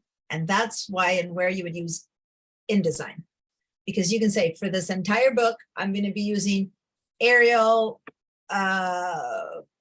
bold, italic, font, you know, 16. And I'm going to show you more of these things with this kind of kerning and this kind of whatever. And then you create a style for it. And then instead of having to make all these choices, you just select a paragraph and you go apply style for my headline, apply the style for my paragraph, apply the style for my whatever. And you just, that's everywhere. Okay. Now that's you have a lot of styles, words that say styles here in Illustrator, but all of these styles are more graphic styles. It doesn't go deeply into styles for font or text. That is where InDesign is the top level of font management. Okay, you can do anything you dream with fonts in InDesign. But right now, the whole point is in Illustrator, you would only have a few text blocks, right? You don't create a whole magazine in Illustrator. So you just select the styles you want for the few text blocks that you would have, and it's not such a big deal. All right. Now, what are these other things? If I hover over these, you'll see that this one and this one have like little tiny, oh, one last thing. this is something that all Adobe has right now, but it was originally Illustrator. Illustrator used to belong to a different company, right? Macromedia. And so they had some cool things and Adobe has some cool things, and now they've kind of joined them. So this was not an Adobe feature, but it was always an Illustrator feature. And now you can do it in Photoshop or in InDesign. Select your box and say that instead of changing this, and by the way, you could also have done this if you're just going near, you know, near something that's there, you could go up and down. But then you could also put your mouse, why it's not, it's not giving me the scrubbies. Hello. Supposed to be able to scrub. Is it not activating? Oh, how funny. It comes from Illustrator, so why am I not be able to scrub? Is my mouse not set up for scrubbing right now? Go to my other. Huh. All right, I don't know. It's not scrubbing. Maybe I'll have to go in. By the way, it's time for me to try to set this up for a second so that I can show you text in on a PC. So give me 1 sec. One quick sec. Okay. And then let me open Illustrator over here because I need to show you text the other way. But meanwhile, while it's opening, let me head back over here. I'll leave that opening in the background. I don't know why the scrubby thingy isn't working. So you should be able to put your mouse over that and then like move sideways with your mouse and it would let things go. It would let you, okay, there it is. I think I had to go out of it and come in. So here I'm putting my mouse over these little arrows. And if you have a Mac mouse, right, or a touchpad or something like that, because PC mice are restricted. You can't go sideways for the most part, the scroll bar, but touchpads or the Magic Mouse or something like that, you can just kind of go up and down or sideways. But I think you can go up and down too. Oh, you can go up and down too. Look at that. You could with your scroll bar. Yeah, I'm trying it with the other one. And then you can just move things that way. Okay, so sometimes this is easier than having to go in and typing the whole thing. All right, it was working. I don't know why it wasn't working the first time I did it. So weird. Anyway, okay, so there you go. Is it working for everyone? All right, good. Now, okay, so that's size. Now, when you head over here, this one, it says set the kerning between two characters. And that little illustration is showing you that there's like a little like line in between B and A. So what that means is something that we're going to use in a second for headlines and in point type. So we're going to skip that one for now because it's not really something you'll use in paragraphs for the most part, unless it's for a drop cap, and head over to the two that we will use in paragraphs because this is the one that we're talking about, which are the leading and the tracking. That's leading up there, and this is tracking. So leading is basically space between lines, right? So I'm going to go ahead and go up and down here, and it's spacing between lines. That's what leading is. And again, I can go over here just like before and choose different spacing amounts, right? And if I make too small of a tab, it'll let you, but it looks horrible, but it'll let you, right? But then if you're not sure which would be the correct and appropriate leading for this font as designed by the designer, you have a choice here at the top, which is auto. And you would have to go here to choose that one. And auto is basically, this is what the designer thinks is good for this font when it's in bold italic at this size. That's the auto. But then for your needs, you might need it to be bigger or smaller, or, you know, it's up to you. So then you're going to go ahead and change it. Rarely do we go under what the auto is, but there are some reasons maybe to go less, but you got to be careful with that because it becomes hard to read. Okay, so this is leading. And the bottom one is, and by the way, leading, again, from when Gutenberg, when, type began and people had to create their they had little bars of lead. They would put each little line of text, they'd write, here goes a T, a B, and an E, and then they'd make a space between a whole little bar of lead for the next line, and they would put two lead lines or 3 lead lines, and it was made out of lead, and that's the leading, the space between it. And just kind of fun to know sometimes why things are there. I have no idea why kerning or cracking are called kerning and tracking. I just have a story for leading. But anyway, and then down here is the tracking. So tracking is making a font have all of the text have equal amounts of more space or less space between the letters. Now, in something like a paragraph, it's a bit harder to see unless I go really big, but see how the font size isn't getting bigger. What's getting bigger is the space between letters. And so we're getting, focus on one word, look at one word, and then look at the space size. As I go bigger or smaller, that text is getting compressed till the letters are pretty much one on top of the other. There's no space between them, or a ton of space between them.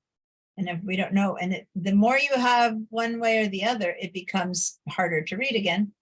But sometimes for, decorative purposes, we might want that. But if we have no idea where to set it back to looking normal, again, we can go over here and go to 0. Not auto, but 0. So 0 is the base setting for that text. And then when you go over here, normally these are typical jumping points, like you want it more condensed, 10 points, 50 points, 100 points, or more extended, it's called. And then you go and choose these settings. And if you want something in between, then you can go ahead like we did before, put it in yourself. Okay, I'm going to go back to 0.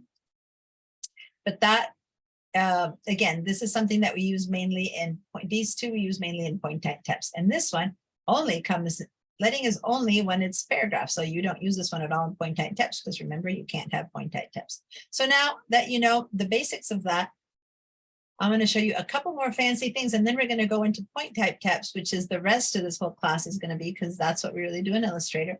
And then I'm going to talk more about the leading and the kerning and the tracking. But down here, you have some more choices, which is like, okay, look at that, more choices, really? You showed me so many things. Yep, there's even more. So how many times you need everything else, I don't know, but there's other stuff. So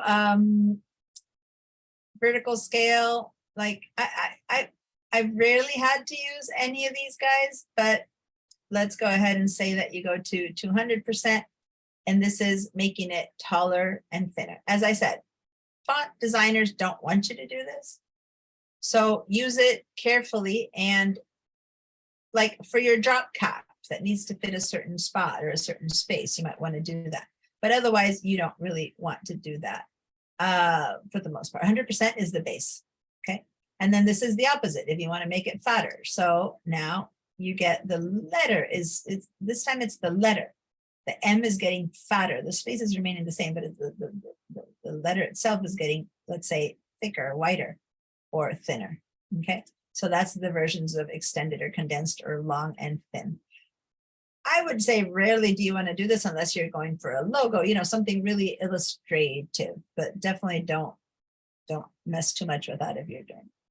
And then over here, it's if you want to do baseline shifts, like when you say like second, like the ND that goes up on top, right? Or when you're doing numbers and the potential, how do you call it? See, this is one that I never get in English. When you have a number, Superscript. Superscript, yeah, like a little 2 above it, or H2O is subscript, or the one that goes on top for like potencial, we say in Spanish, when a number is not 6 times 6, what's that? Exponentials? Exponential. Thank you, Norma. That's what I'm looking for, the exponential numbers at the top. So that would be a superscript, or so that's the baseline. Now that would be good, or the baseline shift itself. And this line here, that's the baseline. That's the baseline. So again, if I want to change the baseline shift, it kind of looks as if I'm doing that, but in reality, this will really work if you're working with a designed font. So anyway, all of the rotating your text, which you can do, you know, there we go, kind of funky. So as you can see, you can do tons of stuff to text in these programs, right? You can really mess them up. Now, these options, these extended options, I don't think exist in Photoshop, but I'm not 100% sure because I haven't checked in the latest versions, but the extended ones, the ones I'm showing you right now, I'm not sure in Photoshop, but certainly over here. Because this is where you play with fonts to make a logo or to make funky stuff happen. And then you have some of the basic choices, which are turn everything into all caps. Yeah, this kind of comes from Word, or small caps. You guys know that one where it's all caps, but the first letter gets a bigger version. So this is where you get small caps, or, and here you get again the superscript or the subscript, but for those you need to have something like, let me see, if this were second, let me see that this, if this were second, right? And so I'll grab the ND and I'll go over here and go over there, right? So I made it second. Okay. All right. So those are all, whoops, sorry. There we go. All the fancy things. Glyphs, we'll talk about, I think we might get a chance to talk about glyphs, but that's about it. Now, you can also have different language. Don't go there only if you want to explore that later. Basic old underline or cross out, which I don't ever use in Illustrator, but it's there. Underline something or cross it out. I don't think I've ever used those features in Illustrator. Small caps, yes, a lot. All right, so that's the extended choices of what you can do. Let's move into the next page because now I want us to really work with Illustrator as in text. Remember the comment of the one that one of these says that you needed to convert text to outlines. One of you guys had done the research. This one, I think that it said convert all fonts to outlines. There you go, that one. Okay. Okay, so that one, let me explain what that is because that is something we do in Illustrator a lot. So let's new page. Go ahead and save all those little playful things that you've been doing. New page. Type tool, and this time point type, simply point. Click, and let me write the word world, uppercase. So hold on to caps shift or caps lock and then go for the word world. Now, right now, everyone please use the same word because I'm going to use this to teach you some stuff. All right, let's make it big. And I can either go to as big as I can get and notice that's not big enough, or I can just go ahead and type in here because I can scroll up a bunch or just type in about 200 points, hit return. Let's move it back down. Now, I don't know what font you have. The last one you used. So let's go and all of us choose for this part the same font. And let me see which one we're going to use. Because what I'm going to teach you in some fonts is better than in others. So let me tell you what I'm pointing to. So don't choose anything yet, just watch. If I choose this, beyond the fact that it's hard to read or whatever, but if I choose this, can you see that it looks as though something, what do you think looks wrong here? Can you see something here that looks wrong? It's hollow inside. It's See- not, well, it's not wrong, it is, but yeah, it's hollow, isn't it? It's hollow, yeah, not so much the font itself, but when you read the word world, and you've got to kind of get accustomed to it a little bit looking at it, but when you look at this, I don't know, The O is floating around. I would kern it a little. so the O or the W seem to be like at a different space level than the rest. When you look at it now, does it look like there's like too much space here? Mhm. Or maybe even more space here than there? Or are these too close? Do you see that? When you start noticing, does it begin to look a little bit weird? Yeah, the R, right? Let me go ahead and choose some other fonts. It doesn't look that bad, but you can still a little bit of that, right? So some fonts are better than others at it. And some are horrible at it. I'm trying to choose one that might be really bad at it right now. This one does a good job. See how the W and the O and the R don't look so bad, but then the L and the D look like they're a little bit further than the W and the O are in this one, right? So and the reason I had you make this big, because this is the kind of stuff that we'll really notice when you're doing a big headliner, a big logo, a big, top of the magazine script, a big Photoshop here on your brochure, like the big words suddenly begin to look a little bit weird, right? Depending on what they're designed in, and because you have to do detail. So let's go and choose a font where, and I don't really care which one you choose one that you think things look horrible in. And God, there's so many where things could be fixed, but oh look, this one really has a weird space there. So what's this one? Didot, I don't know, that one, D-I-D-O-T. So I don't really care which one. Maybe this is so complicated that it'd be harder for you to see it, but let me just show you what we're going to do. We're going to go in a type tool, right? And that is where these little things come in handy. So notice this little thing, it says V and then there's a slash and an A. It's pointing to the space between letters, right? Spacing between letters is what kerning fixes. But you need to decide what, so say that I want to make here the space a little bit smaller and here the space quite a bit smaller. So I'm going to put my mouse in here and click in here so that that's where my cursor goes. And then I go in here and then there's the auto, which is what the designer decided. There's optical metrics. These are different choices. You might test them, or you might just start going, well, I just want less space. So maybe you go -10. It's very minute movements. Let me go really big so you really see -100. See how it's just the space that I'm affecting, the space between two letters, but nothing else gets affected. It's space between these two. Now I went too far. So that's when going up and down here might be good, because then you can, really feel it a little bit and go, well, okay, that O now looks like it matches these a little bit more, right? So you move it around, and this is something you need to kind of work with quite a bit to get your eyes accustomed to it. But now this one's really off, so I'm going to click in here and work on this space. So we're not working on text, but on the space.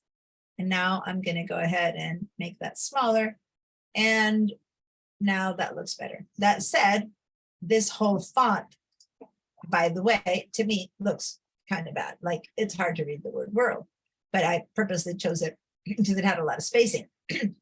So, but I almost want to look away because it's so hard to read.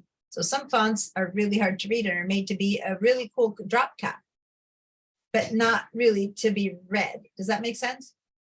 Now, it's possible that some are made, remember we made this uppercase. Maybe had we made this lowercase, this font would be more readable. But when things are in uppercase, they're not very readable. Uppercase, you really have to have very simple lines to have that font be readable when it's uppercase. So here's like kind of worst case scenario, a very fancy curly cued font in uppercase and with lots of weird spaces. So, but you can fix that if this is the font that for some reason you really do need to use. There you go.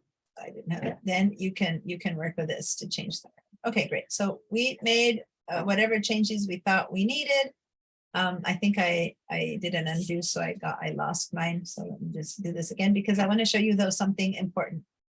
When you do this, right? Maybe you join some or some you separate, whatever. When you do this, you're modifying this word, and those modifications stay with this word, if I were to now change to another font, suddenly the word looks weird. Because in this font, the W and the O were doing great, right? But I've already applied kerning and then I changed the font and I'm stuck with the WO that are touching. And you know what I mean?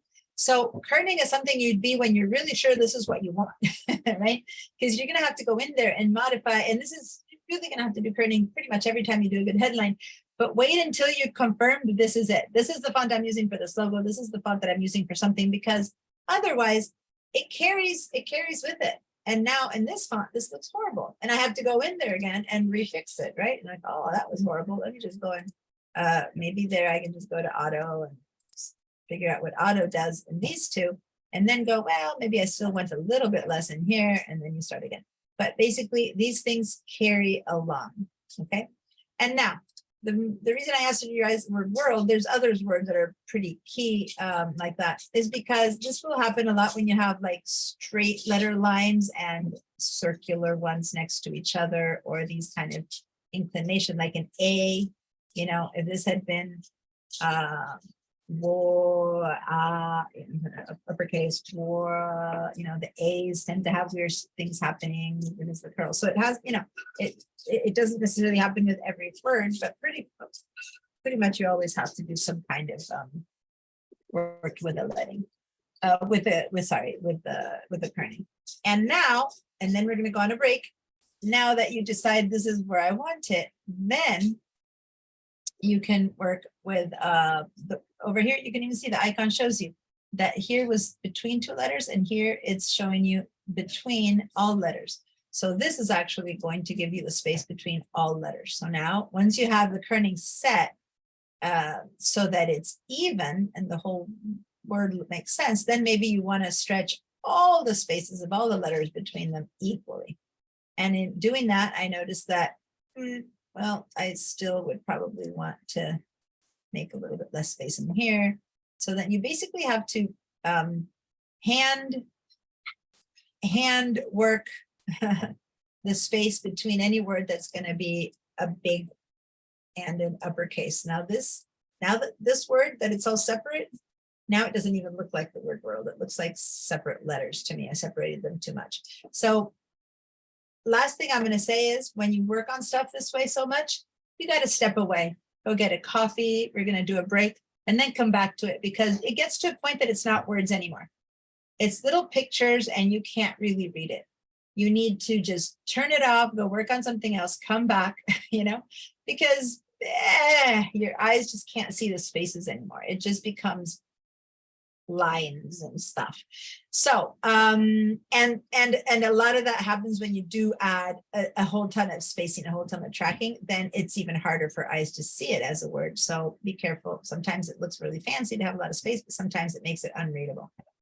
And so then you choose the one that you think might be the best and whatever, and then you just live with it for a while.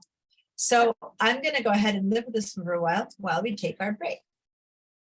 Go ahead and make a save. If you want to put a couple of, one thing you can do for this is to remember this, you can just kind of copy and make a couple of versions of this word and then change the tracking or the kerning and then have it on your page 2 as a way to distinguish, and then write tracking or kerning or whatever. And then that's something that will help you have that that reminder, right? So change the tracking or the kerning and then put that little word next to it and then do a little screenshot or something. Okay, any questions before we take a break? No. All right, we're going on break for 15 minutes. What time is it? 10:52. Somebody help me here. 11. Oh, what is it, 15 minutes? 11:17. Thank you. 11:16. Yeah. 17 or 16? 15. 11:15. Whatever. There we go. So I had how much already time typed is- 16. How What's much that? time is, how much time is? 15 minutes. Well, No, it's that only- would, no, that's wrong. That No. wouldn't be it. That's too much. yeah. 'Cause it's 11:08. It's 11:08. 11:08. Thank you. Thank you. I'm so glad to know that I'm not the only one. I'm a visual, you know, I don't, numbers, okay. If I were really cared, I would always make sure that I give you breaks at the exact like 5 minutes where it's easy to count, but when we get into these little ones, I'm like clueless. Okay, see you guys in 15.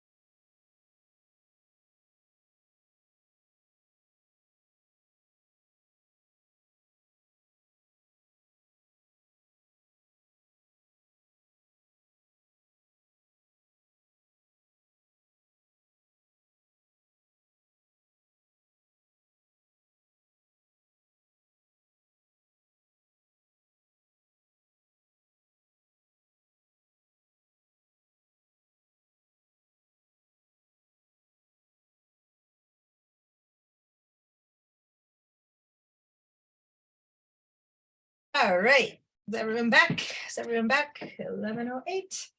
Per you guys' calculations. Is the right time to be. Come on back and give me a sign of life. Once you're here, show me some of those funky emojis that we don't get to use during class time. Show me a was it a beanie hat that you were wearing the other day, Moni? Clapping hearts, laughing. All right. Hey, I have a Um, question, Yes, unless people are back. go for it. Quick question. So there's some funny settings. I did something in class yesterday. So like my, well, right now when I'm typing, everything is always capital. It doesn't matter what font I'm choosing. It's And not I your don't, and your caps lock is not pressed down. no, and my caps is And not your on. keyboard isn't dirty, that even though it doesn't look No, like it's a on? new one. Oh, wow. I noticed I didn't start my video yet. Yeah, because that tends to be Yeah. a And little so that's crumb. why I couldn't figure out what I've I mean, I have Mm. obviously selected something. Have you restarted your app No. since yesterday? Go ahead and close down. and Oh, yeah, yeah, restart. yeah. No, since Oh, yesterday. because you said it happened yesterday. Well, no, so yesterday I didn't have the cap issue. What I do have is, Oh, you know, when the parents doing the fill, I am stuck in the gradient. I can't get back to having the regular selection. all right. So restart, but that started today. No, that started in class yesterday. Go ahead and do a restart and then tell me if it's still, and if it is, then I'll have you share and I'll try to figure it out. But a restart is usually, I was the other day I was I mean, talking yeah, about. I restarted it today. It was brand new. I Oh, didn't okay. leave it open. So it's, Oh, all right. So then let's just continue with the class and then remind me and I'll Yeah. help you a little bit at Yeah, the end. But I just can- remind me, okay? Yeah, At the end, okay. say, hey, remember you said you'd help me with this? okay. Because otherwise I'll just be like questions, and I'll Yeah. forget that you have that question. All right, cleaning all those little feedback icons, knowing that you're there. And let me share my screen. Here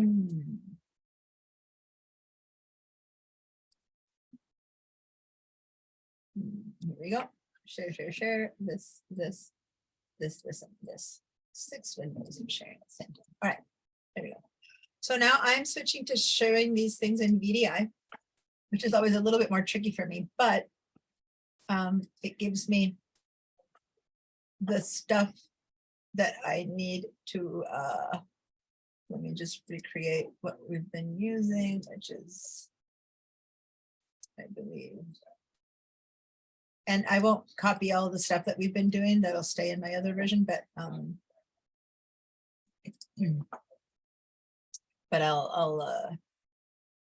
hello, create. VDI is slower, but on the other hand, people who couldn't learn this and they didn't have it. So it's the love-hate relationship with it, right? Okay, now I'm back to having to remember that I'm a PC now. So Control-0, here we go.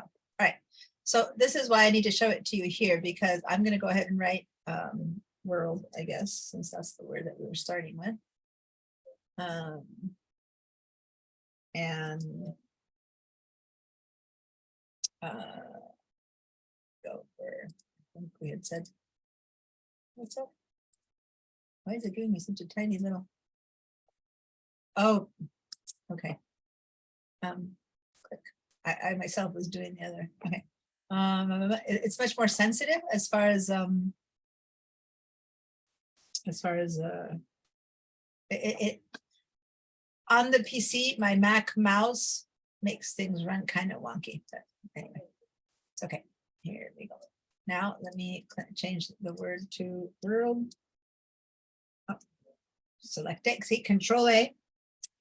World to replace the whole thing. I do not know why this is being so funky. Why are you being so? Oh, but look, I guess the last time I used this, I changed my paragraph to be right, aligned right. And so I keep looking for it and it's, I see now. I haven't shown you to get paragraph, but now I see what's happening. It's just picking up whatever it is that I did last here. And that's why it was being funky. I wasn't Okay. Let's see. Let me put this at 200, I think is where we had started. Now, what font do I have? Myriad Pro, regular, and mine doesn't have any tracking or anything because I just opened it. All right. Doesn't matter right now. Sorry, I know I came late, so I forget this part, but making the box so that it matches the word and text versus making the text match the box. Let me head over here again. This is point text, this is area text. So if you simply click, you get a preset way where if I write a sample, it does not, it just creates the box around it and then it doesn't wrap. So say that I make this 100 points, it just won't wrap. It just keeps going and going. It just doesn't have an area where it sits inside of. Versus if you use the type tool to click and drag and create a place, then you can, write text that is gonna like wrap. So it's two ways of using the type tool, okay? And now for the world that I had us just do, we are using point type, meaning you just click and write it. So if I were to keep writing right now, this wouldn't wrap. And here's the big giveaway.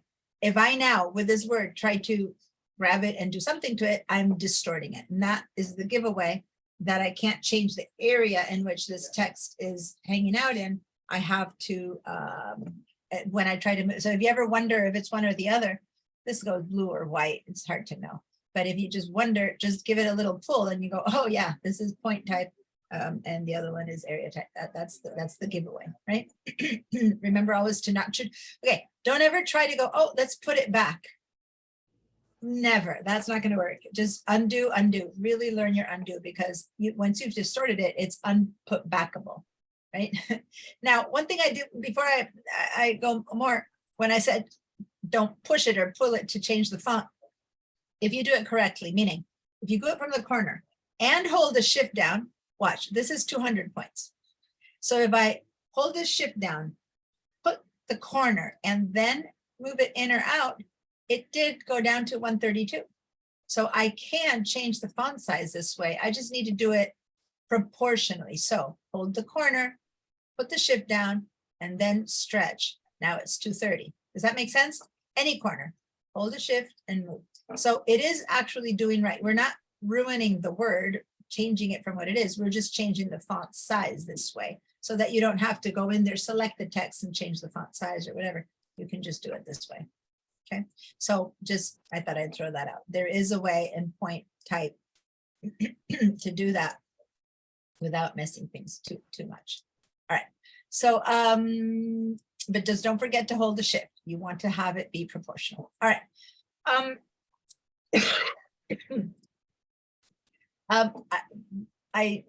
The problem I had here where it was going different in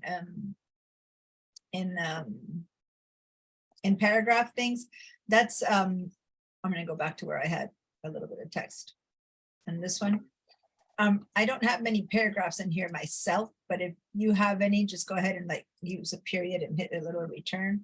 So now I have 3 paragraphs in this little bit of text sample that I had from the first box we created. And I just wanted to show you that under everything I've been showing you, here we have the paragraph options, which are many more than we've probably ever encountered. You have align left, center, and align right. We've always known about those and anything and Word and whatever. Things will align or not based on those 3, right? In fact, here you have justified in 4 types of justification. First, the justify with the last line aligned left. So it's forcing all the text to fit into a box. And this is typical of when you have, columns or designs where you're forcing, you're not going to have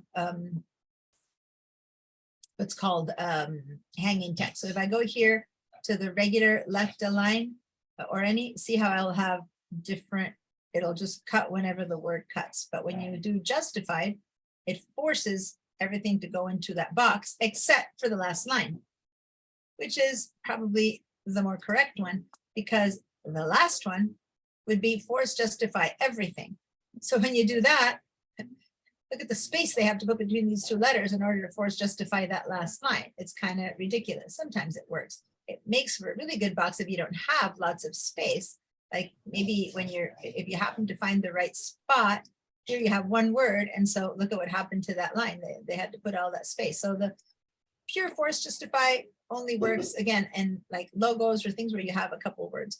But then you have the two in between, which is justify with the last line in center, or justify with the last line in the right side. So usually what we use is this one. Now and then for aesthetic purposes, justify all lines, which is back there. So that's just different ways of justifying, which means putting it in a box. I don't know why the word justify means put it in a box, but there you go. And then there's more, right?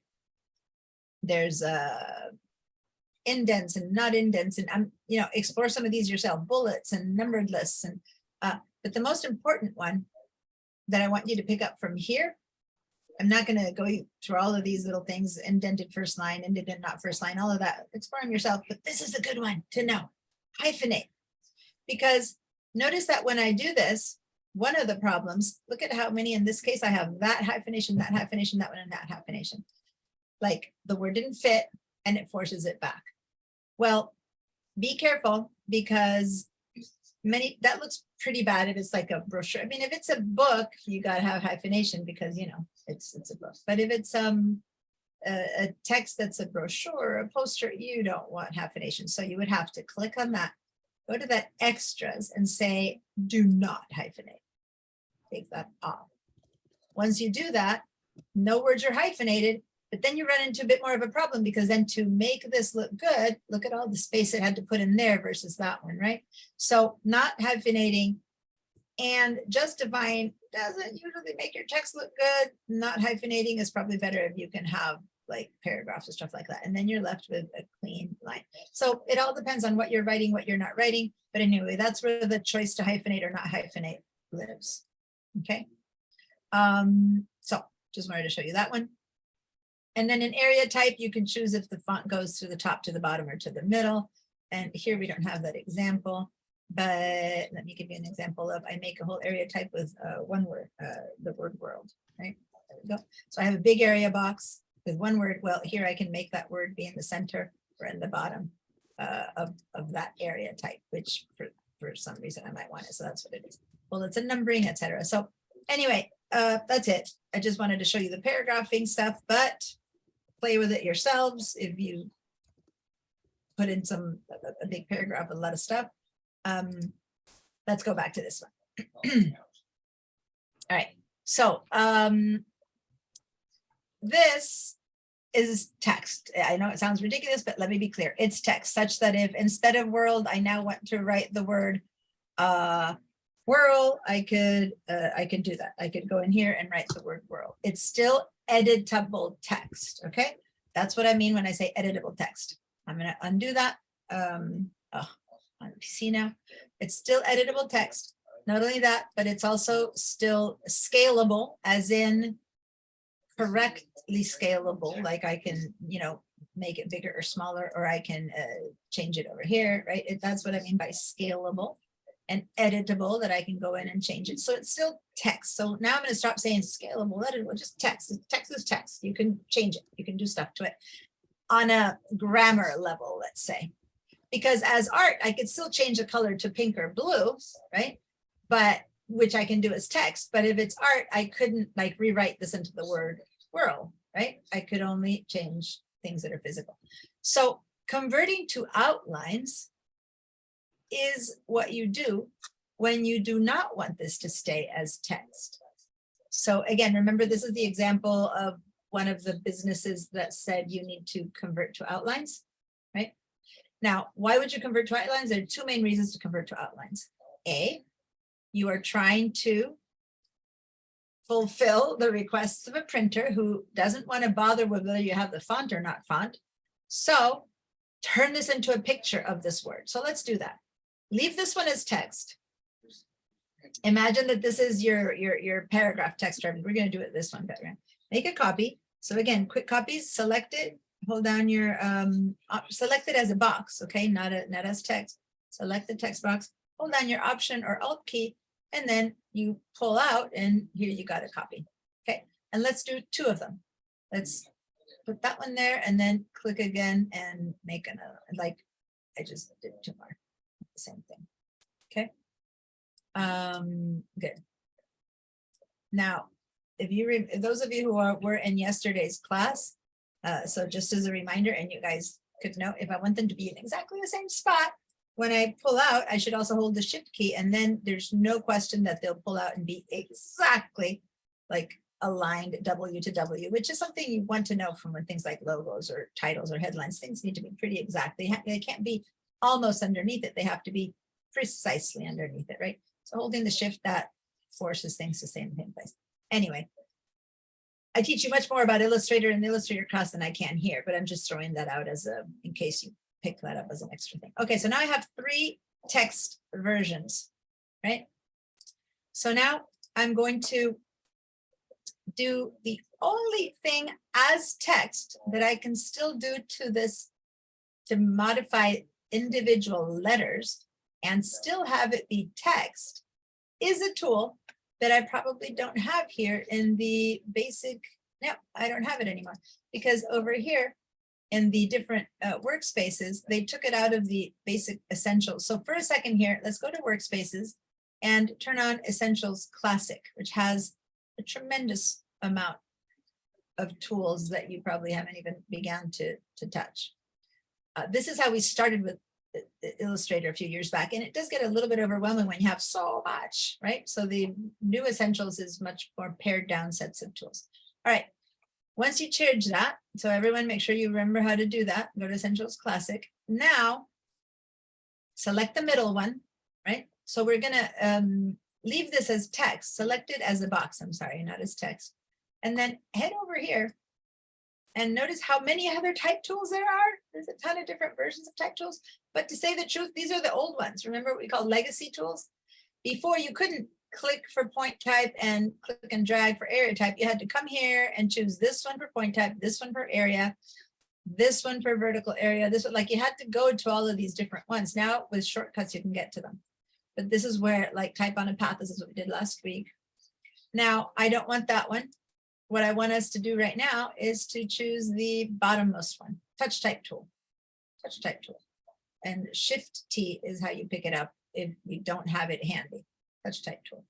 So it's funky. Sometimes it's awesome. It's not something you might use all the time, but it's the only way to modify, play around with letters and still have them be editable. So now that I have that type in my tool in my hand and I click the W, suddenly the W has its own little bounding box. And I'm going to go ahead and, you know, maybe I can clear. Oh, it's supposed to made it smaller. Let me touch it again.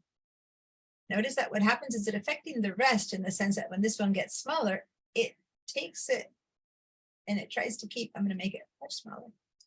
And it keeps its connection to the word, but it's affecting one. I'm going to make it bigger, right? So it still does that. Also, if I go to the corners, I can rotate it. I have to use this little, let me go make it smaller because see that little tippy dot over there? I can click on that and I can tip it around. And then maybe I'll make it really big. And then I'll go to the R and, you know, maybe tip it in this direction. Or I might change this letter to be, you know, some other, I don't know, something that's much more obviously different there. That's very much obviously more different, right? So I can treat letters individually. Let's just say this, we can always make letters be different colors, but in particular, in this case, you can do it without having to select. You still have to kind of select the letter. But, so basically, you can work with all of these individually, which we will be doing a little bit later. But here's the cool thing. If I get the regular type tool now and decided that I wanted this to be, instead of world, I wanted it to be word, then I could still go in there and delete it. It's still editable. If I wanted this to be whirl, I can have it be whirl, right? Whatever type. it's still editable. I'm going to keep doing Control R to go back to the original word, but that's what I mean by it is still text. Okay, you can go in there, select the word individually, mess around with it, do stuff to it, and it's still text. Now, you got to be careful with this one because if you do this and you're trying to get this printed by someone, it might not show up the same way, right? So, but while you're playing with it, if you're not sure if you want this word or another word or something like that, you can still have it work as editable text. So that's kind of an exception to the rule. I'm going to move these two up a little bit. Other than that little example, what you're going to do is actually convert it to outlines, meaning it will stop being text. So let's grab that bottommost one and this one. And, you know, just to not get things confusing, let's switch back to the regular essentials workspace just because you've become accustomed to that one. And I don't want things to, at this point, distract you in a different way.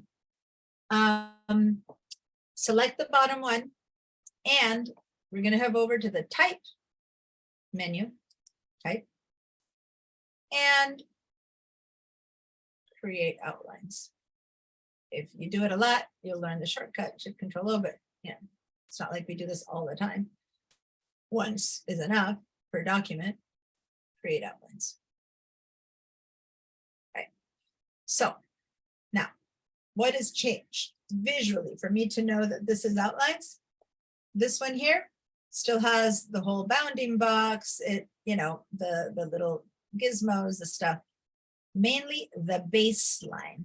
And I kind of showed you baseline before, but that line that goes under the letters, that's kind of the sitting point of all the letters. Some go under, like the G, or the T goes over, you know, but that's the baseline. It's a typography word. If I click on this one, see how I still have a baseline, even though I've funkied it up, I still have a baseline. Look at this one. I just have a bounding box, just like when I had a circle or a star. It has a bounding box, right? And that's what we've got now. A bounding box holding a set of objects that happen to look like letters. It could have been a circle, it could have been a letter L, but it's not. It's an object. We call them objects. Object, object, object. 5 objects that happen to have taken on the shape of a letter. Does that make sense? So if I now try to get my type tool in there and change this to word or whirl or whatever, I can't. As I click away, all I'm doing is adding new types. Like this is definitely not type anymore. So you don't convert into outlines until you're sure you got all your text totally ready and complete. So in the case of all of these companies, a lot of them, and I'm talking back to this one here, when they're asking for create to outlines, what they're saying is, I don't want to deal with the fact that I do have or you don't have your font. You gave me a funky font. I have a funky font. It's going to look weird because if you sent it in a live document with fonts, if they don't receive the same font and it's from the same foundry, because maybe it's a Helvetica by another foundry and it looks slightly different, then everything goes wonky. But if you're done, you've got your design, you convert to outlines, then it's basically a picture that they're printing and they can't go wrong. Here's the problem though. You don't want to create font to outlines because what if later you want, oh, I moved, I want to change this. Suddenly you don't have text anymore. So if you ever convert font to outlines for a print that's going to be printable, make sure to have it be on a save as, on a copy, right? This is your editable one first. And here, plan B is the one I'm sending to print. So many times you're going to have like a separate set of things that you send to print than the one that's still considered like the master version, the one that you still can go in there and keep changing and moving it to the left, to the right. And most importantly, that you can still put your font text in there and go, no, I don't want this person to be called Mr. Smith. I just want it to be John Smith, right? Okay. And, you know, changes. And believe me, in the world of design and marketing, I mean, and your own little business is not like a big or small little business. It's not even just about design. Changes are constant. Like you think it's perfect, and next thing you know, by 2 days later, the thing that you printed the first time has changed 3 times. That is like a constant. changes are constant. So you got to have everything be editable. All right.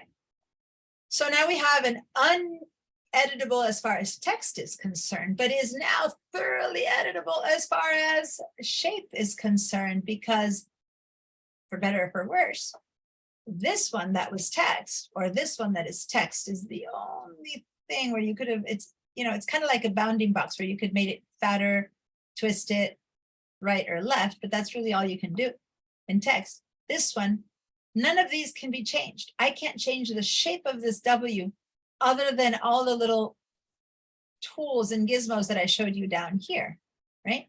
But it's still going to be a W. It's going to be taller, thinner, fatter, squeeze, more space, but it's still a letter W. On the other hand, this is now text. I'm going to zoom into it. This is now not text. So look what happens when I go close. Oh, you recognize those little all those little thingies that are happening. First of all, let's go to layers and let's absorb what we have here. And what we have here is a group with the word whirl, which if you open up, is composed of 5 different shapes. Each one is one of the letters. Does that make sense? This is a grouped word that's showing me the 5 letters in a row that make up the word whirl. And I know that I've shown this a bit more in the Illustrator class. So for those of you who are only taking the Digital Sign Techniques class, basically this is an example. Let me just show you this really quickly because I haven't shown it here in this class yet. This is an object, I move it on its own. This is an object, I move it on its own.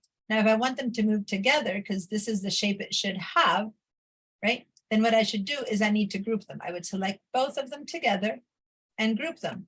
Command or Control group or object group.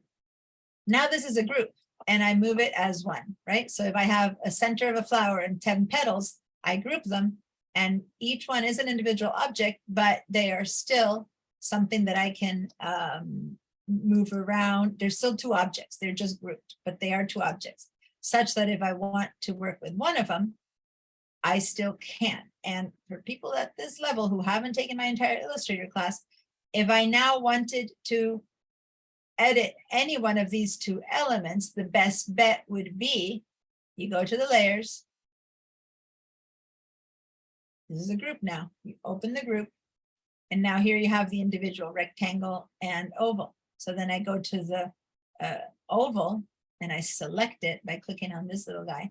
And then I can make my oval be, you know, fatter or bigger or better or whatever, because even though it's a group, I can still work with them individually. Does that make sense? I can still click on one and do something to it. So now I'm going to go and click on just the rectangle over here. And now I can make the rectangle be skinny. And then that's the shape that I've got, right? And in reality, when I select just the group though, from now on, now that's what I move around. So the group is both pieces, but I still have access to the individual parts. All right, so I spent a lot more time on groups in Illustrator. Those of you who haven't taken that class, please consider that, but that's the demo of what's happening here. These are 5 letters that right now have the same relationship to each other as they had when I first converted to outline. But if I were to go to these layers, I could now say, well, let me take the letter O and I'm going to, with my black selection tool, I can distort it, right? Or I can, you know, like I would with anything, I can now squish it, kind of similar to what we did that. So then why did I bother converting to outlines? Because I can do much more than that. I can go to my white arrow tool.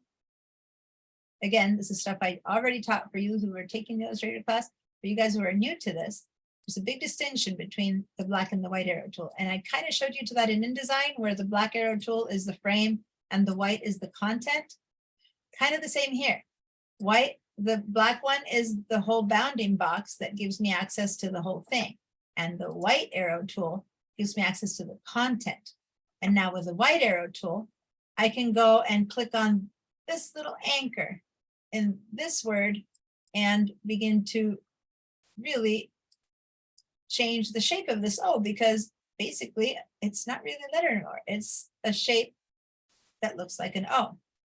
And I can do that with this one here and decide that I want this one to have, you know, little wider tips over here. It's like little bell bottom. Bell bottom pants or something like that, right?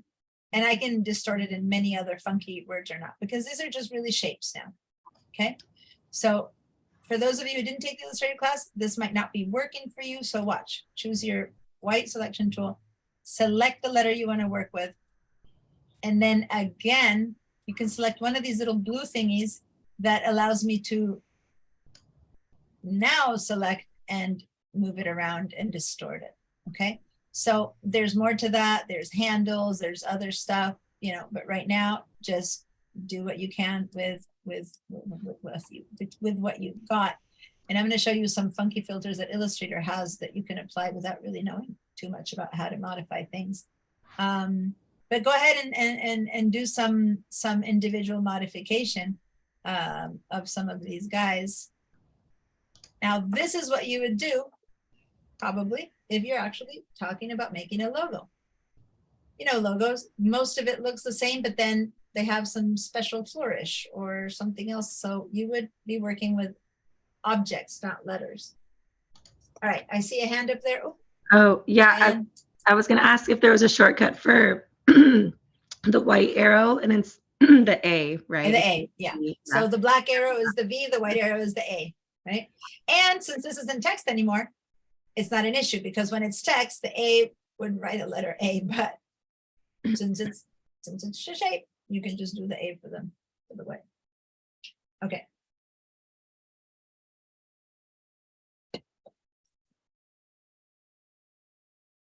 Oh, okay. Got it.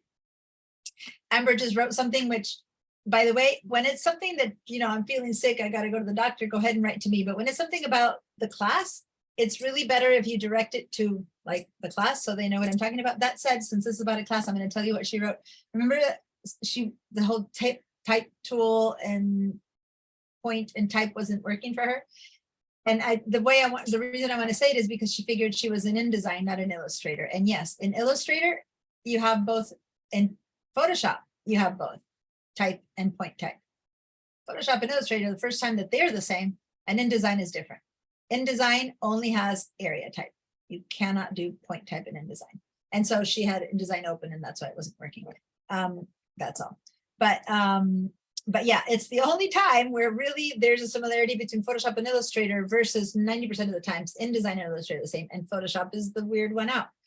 In this case, Photoshop is to design things and Illustrator is to design things. So they have access to these tools that let us do these weird things to text versus InDesign is to lay it out. So make the funky thing in Illustrator, bring it into InDesign for my brochure. I don't need to be funky in InDesign. Does that make sense? If you ever wonder which one does what, that would be if you want the gist of why, like put your thought process into what do you do with Illustrator and Photoshop? You create the piece and then you kind of funnel it into InDesign. Like you create the element and then you funnel it into InDesign where you're creating the full project. It's the base of the project, right? All right. So how's it going? Are you modifying this guy and being funky with it? And again, who is in my Illustrator class? Moni and okay, Amber. I believe Fabio, but you weren't there yesterday, so I'm not sure if I taught you this. The rest, well, Saul, of course. Well, and some of you might have taken it before, so you might know other stuff. So let me just really quickly be a couple more pointers on this white arrow tool. When you first select a shape, it has, let me go to a simple shape. Let me go to this next page and make a good old, you know, box. And then make a good old ellipse. So if you haven't seen this conversation yet of that white arrow tool, just really quick examples here. When I click on something with the black arrow tool, I get the bounding box, and the bounding box allows me to, kind of like what we did with this text, distort it up and down, fat and thin, or twirl it, right? That's what the black arrow tool allows me to do. But if I go to the white arrow tool, I don't have a bounding box anymore, but I have anchors and paths. Anchors and paths. So I can choose either the anchor or the path to modify this shape. But I need to wait until they, right now they're all little blue, right? So if I were to grab this one right now and pull, all I'm doing is moving it because they're all individual. I have to click on it one more time till I get these little handles in the case of a circle. But most importantly, this one's blue and these are white. And now I click again and I begin to do some funky distortions. So this tool allows me to really mess around, like I pull the tips of the handles like that, or the center point of that, and then it becomes something else. Again, in Illustrator, we're gonna work much more with this stuff, but that's the whole power of the white arrow tool. I'm gonna go to this box, and there's one more thing that shows up when you have straight lines, which is these little round circles that I'm noticing we're getting quite a few of them here. What those little white round circles are, it allows me to round out the corners, right? Round out the corners. And just like that, if I don't want to do them all at the same time, if I only want to round out this corner, I click another time. And now that it's highlighted apart from others, now I round out only this corner. Okay. Or if I want to move this tip, I select it one extra time on the anchor, and now I can do that. Now, that said, if I want to straighten that corner using this little guy, you could do that for most of the others, but the one that's already been rounded out, when you start, by the time you start modifying things, these little gadget thingies here don't really work that much anymore. In the Illustrator class, I taught you other tools that are here where you can mess around with things more. But for now, that's all you really need to know for today. One thing that you can do also is grab the path. So I can just grab the path instead of the anchor. And then again, sorry, you need to click again one more time, and then you can modify. So say that I want to modify this curve. Yes, I can modify it by selecting again the anchor and use these little handles, or I could grab the path and pull from the path like that, right? So the path is also grabbable. And in this case, I click again and I click away again. First, I have to kind of isolate the parts and pieces, then I can grab the path and modify it. So this is where you go from a circle or a box to have weird shapes. And that's what we're doing here. So when I click on this W, I'm getting those circles only if I have straight lines, but on this guy, I never got those circles because it's all curves. Okay, so what I mean by those circles are those little white guys right there. This, if I were to click on change tool, if I were to click on this little guy right here, then I'm like click one more time, then I'm rounding the corner. I pull it out to unround the corner. But if I click on it for the first time and I click on one of these, and all my corners round out. Now I have a little fat little W instead of a squared out little W. Okay, so it's on you right now as I'm explaining these things to be out there doing something funky to this world, playing around, modifying to your heart's content. Of course, if you want it to still read world, you need to keep it slightly identifiable. But right now, more important is for you to play around and notice that it's possible. We're going to use another word to have you guys do something like a logo. This is just learning the tool, playing around with it. What time is it? Let me look and see how we're doing. Calendar. Okay, I have 20, 30 more minutes. All right.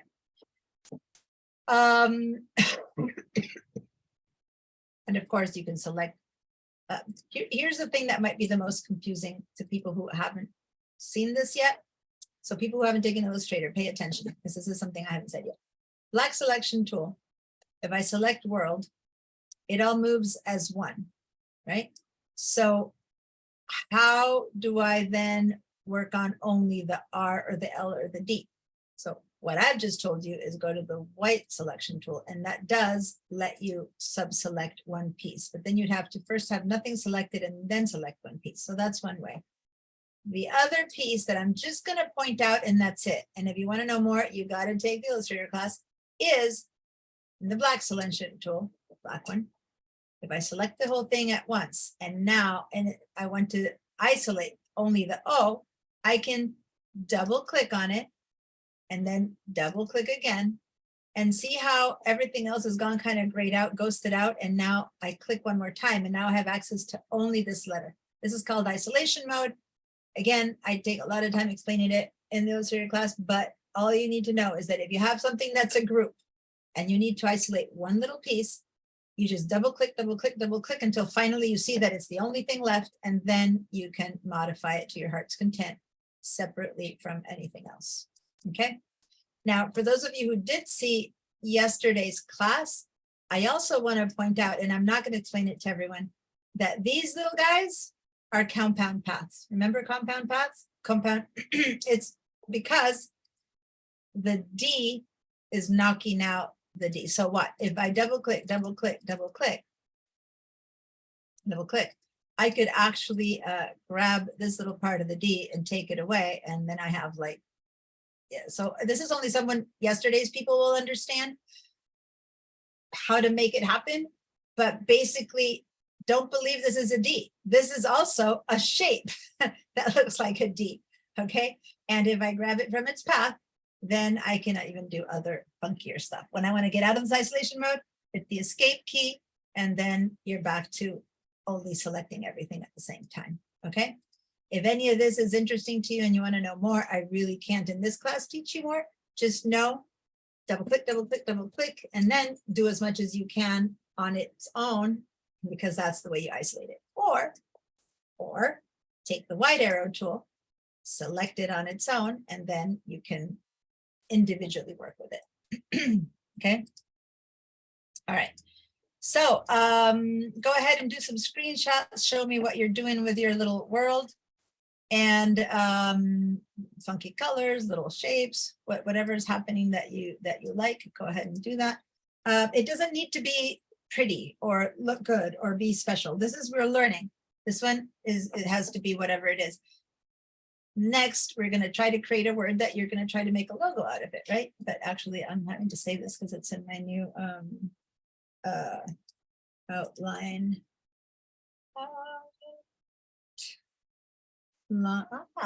Jesus, I can't write outline text. Save this. Okay. All right. So now I only have, this is all I have in this version. Whenever I'm in VDI, you're going to see things appear, and it's because I'm doing a shortcut and I'm using the Mac shortcut first. And basically, I'm hitting Command instead of Option and Control, and weird things happen for a little bit. Okay. You also, if you're working in the same document you began to work with, you also on the left side have this. So you have some more stuff on your document that I had to move over. Now, I'm going to show you why I had to move over. Because over here, when I work on something and I want to show you the text box, I can't. There's like no way to show you the text box. So I'm going to, the Mac doesn't, the Zoom doesn't show me that pop-out box. So in VDI, if I show you text and I go over here to text, then that box is kind of in here and it shares. So that's why I'm going to share it from here. But it's not that you can't do it in Mac, it's just that it won't share on Zoom. So it's the way I show it with you. So now I want to play a little bit more and do some more figuring out what's up with text. So let's get to one of these other pages that's empty. Let's create point type, meaning a simple click. And, oh, I ended up in a font that doesn't even look like, there's some fonts that are just icons and graphics, and so you can't see anything. So let me change to whatever, something that I can read. And let's go ahead and write, I don't know, you choose the word. I don't care what. What should I write? happy. I'm going to write the word happy in upper lowercase, just because, but really now just whatever you feel like today, like writing. So, and just to share maybe why I'm happy, for better or for worse, is that yesterday we got the news that my son has been accepted to Berkeley for college. Yay. So it's like, okay, that's a happy moment. Not sure if that's the one he wants to go to yet. We're trying to figure it out, but yeah, it's happy. So anyway, a word. Choose your word. Now, let's go ahead and maybe not have it be so big. Maybe make it a bit smaller so that you can make. I'm going to make it bigger because I want to be able to share it with you guys. But let me go with 150 because I want to have a few of them. But if you have them smaller for you to see, that's fine. So I'm going to hold on Option key and pull out a couple different ones of these because we're going to be working with fonts now. And I want to have, let me see if I can fit 4 in here. Yeah, I can fit 4. Okay. So here we go. Something I haven't taught you yet, go ahead and make them haphazard. Put them in the wrong space. This is a bit more in-depth because this is the same in Illustrator, in InDesign, and it does matter in InDesign. I'm going to teach it to you here in Illustrator, but go ahead and make a couple of copies. And, you know, when you first try to put them together, you might not do it exactly right. Go ahead and select them all. Okay, so how to select them all? You can either click 1, shift, click, click, click. If you hold down the shift, that works. Or put your mouse kind of out in the neutral area, click and drag them over all of them. And then that's selecting all of them. So the thing that I haven't shown you yet, and normally I show this to you in InDesign, but I'm doing it here in Illustrator today, is in the same properties panel, the alignment. And if you want them all to align perfectly, I've forcefully made them different, but sometimes you're not sure. It might be a little bit out, but you're not sure if it's exactly right. Then you come over here. And in this case, like if I align left, right, click on that, then see how they all bing, aligned. This is important in InDesign and in Illustrator, in every place, but because you need to be accurate. If you're doing a magazine, you can't have one column starting there and then the photo starting a little bit off to the right and then the logo being a tad to the left. People will notice it, even if it's a millimeter. So you got to select your stuff and align them to each other so that the person who's reading it, their brain doesn't notice something's wrong. It just reads, versus if something's a bit off, there's this feeling of something's off. And then people might think the article is bad, but it's just that something was off with the alignment, right? So you're going to try to have things aligned. So that's an example of that. Now you could decide to align them on the right. This is the same word, so it doesn't matter if it's right or left or center. They're all going to write this align the same way. But if you have 3 different objects like these 3, and I suddenly say, okay, align them all horizontal left, then it's the furthest most tip, right, of that shape. And these are different shapes, so then that works. I'm going to undo that. Or if I say center them, then it's that center point of the object. So even if it doesn't look centered to you, it's centered on now. And that works for this and this and this, but how come this one? Why didn't that little leg center itself? Because this was a group and this is the center point of the group, right? So then the group is centering there and each individual is centering there. Anyway, with these alignment, you can just, you know, go and line at the top and now they're all there, you know, line at the bottom and they're at the bottom. So you can end up doing a lot of stuff. Just quickly wanted to point what align is like. There's more to it, but that's good enough for now because I really want to do fonts. So play around with alignment. It's identical in Photoshop, Illustrator, or InDesign. Alignment is the same everywhere. All right. So here we go. Any letter, once you see it big, stops being, anything looks like it's not a word anymore when you see it in big, doesn't it? All right, so my first one happened to be Acumen Variable Concept. And if I look and see what versions they have, oh my God, it's ridiculous amounts of Acumen Variable Concept. Why? What's up with this? a variable font is a bit different than the rest. And this is because you can change it. See, it's telling you it's a variable font. You can hover over this little, by the way, go ahead and choose a variable because that way you can try it too. It's Acumen variable cons. And if there's a couple of different ones, but it's kind of like the first choice. So she would be able to see it pretty easily. Does everyone find Acumen variable? Okay. It has to say variable in the name. These are new fonts. This didn't exist a few years ago back. These just started a few years ago before we didn't have variable fonts. This is the exception to the rule of you messing around with the text. Remember I told you don't mess around with the text? Well, font designers created a new format of text called variable, where once you have one of those, this will not exist on another one. You click on this little thing that on the right, instead of choosing a font yourself, which you can still choose one from here, but instead leave it in default. And then head over to this little thing that says variable font and click on it. And look what happens when I click on it. I get a new little drop-down menu, which allows me to change the weight, the width, the slant.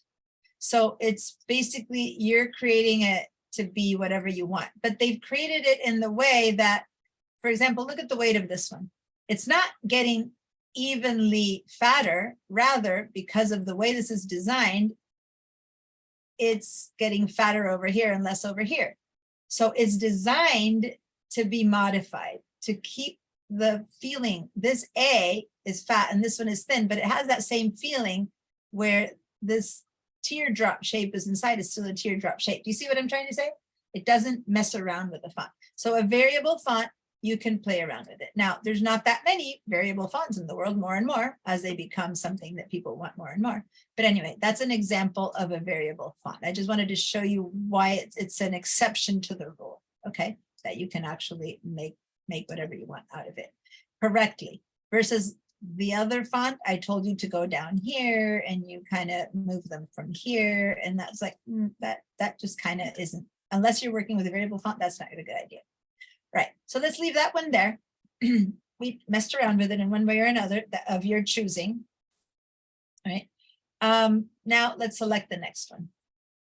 By the way, then that's infinitely scalable. What that means is you can pick it up later and go, oh, now I think it's too fat. Let's just click on this again and now make it, less fat. So you can play around with this to your heart's content. It keeps changing. You can go back and forth as many times as you want. Let's select the second one. Now, other than the variables, how do you find a font that works for you? I'm going to click on this guy. The little arrow, that's what I mean by this guy. Oh, well, say I know the name of a font. Let me go quick. If I know the name of the font I'm looking for, sometimes someone says, hey, I want you to do this in Helvetica, for example, or I want you to do this in Times New Roman. You can just click in here, single click, and when you single click, everything is selected. If you click again, then you're screwed because now you have to go in and select everything on your own. So it's the initial click that matters, okay?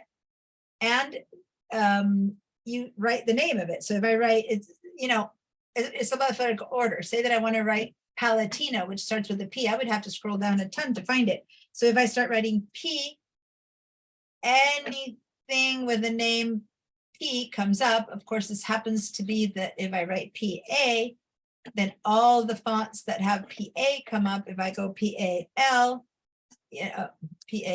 then all Palace and Palatino are given to me. By the time I do PALA, the only options given to me are going, oh no, Palace, Palatino, then I only get Palatino choices, right?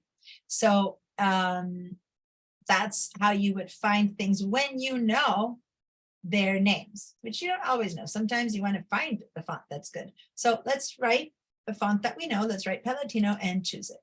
Cool. So now we have Acumen variable over here, Palatino over here. Let's choose the next one.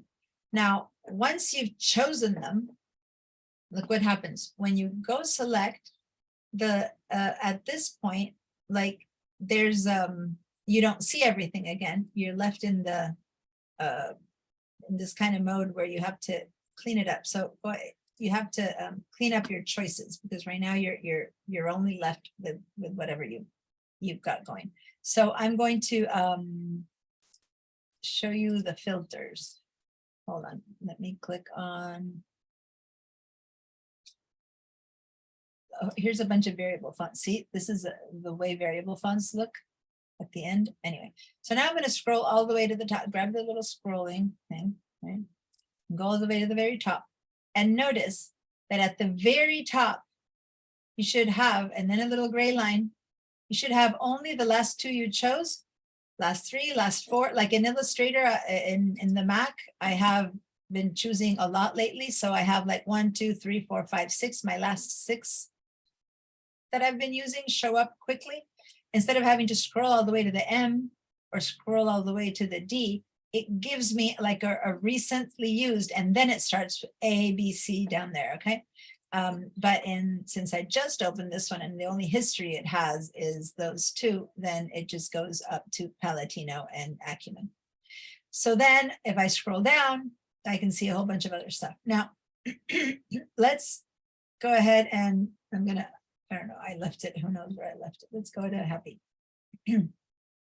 So how do I look for something else that's not, that I don't know the font? And how do I check out fonts? Let's head over again to here. And there's some other choices here, right? There's, I don't want it to show me a selected text, but never mind, don't go there, it's fine. I can filter things by classification. So I can click on this and I can say, so this little funnel, it's like a filter. And I'm gonna say, find me fonts that are, and these are all different font types. Here are scripts, handwritten or handmade. These are called Gothic, decorative, really decorative ones that are already kind of like illustrations. Monospace.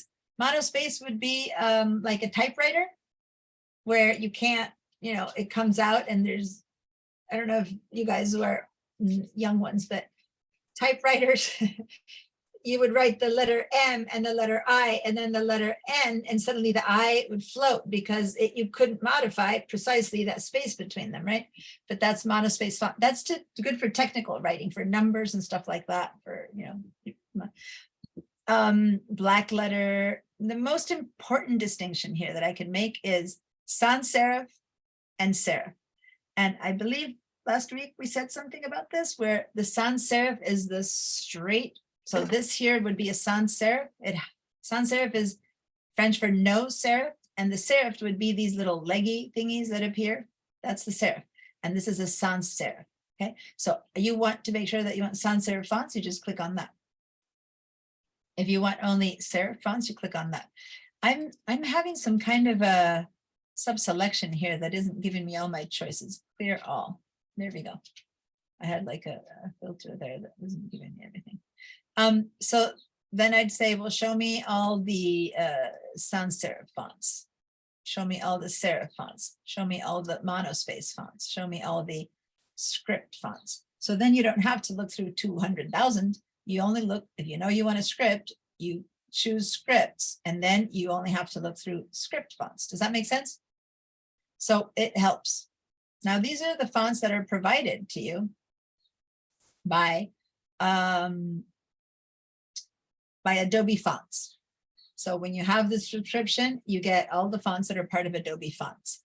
Now, let's go ahead and assume, so I'm going to choose one of these. I'm going to choose that one, and then I'm going to go to the last one. Okay, so we've chosen things in different ways, right? Now, I'm going to choose the last one and say that I've tried everything that I have, and that's clear because it's going to give you the same filter, clear all the filters, so you don't have any of these weird choices. And now basically every single font that's available to you is here. Where do we go? We want to find stuff that isn't here. It just doesn't show up, and I know I want more.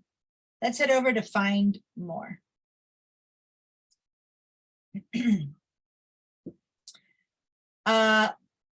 do not click on activate Adobe Fonts instantly for now. Just click on find more and you can see that there's a ton more. If you don't want to do anything, and by the way, these are fonts that are probably good, good for other languages and stuff, and that's why that's what they mean. Let's go ahead and say that I want to go to Adobe. And I'm looking, one last thing. See this little equal? That's not an equal. That's a little squirrely kind of equal. If you hover over that one, you'll go, well, I like this one, but I want another one that's not exactly this one. And you click on that. And then it'll show you is anything similar to that font. And in this case, it's not finding similar to that one to show me. But if you have something that's similar, it'll give it to you. I'm going to go back. Let's say that none of this is good enough for me. Why is it's not giving me the choice. Normally, when you click find more, it would take you to Adobe, to the fonts page. I'm not seeing the choice. Anyone seeing the choice to head over to Adobe? Was anyone sent to Adobe?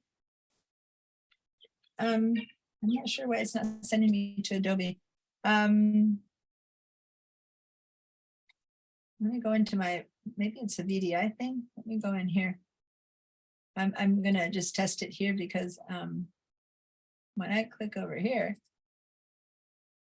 initializing, activate Adobe, it's not taking me to Adobe Fonts.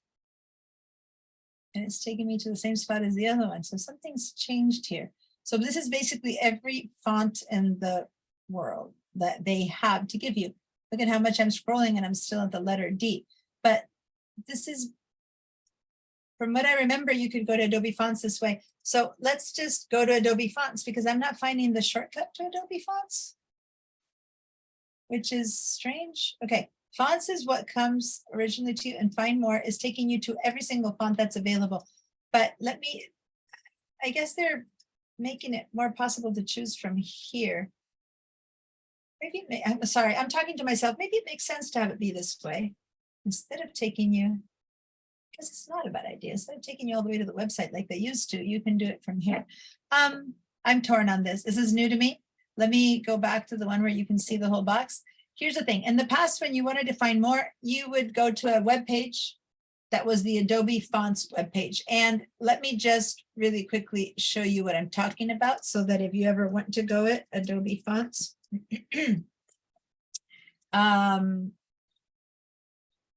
this is all fonts. So this is where you'd come to.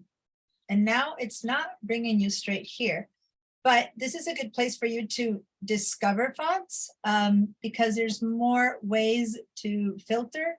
There's, I don't know, hundreds and thousands of fonts in here. I don't even know the number, and they change them, right?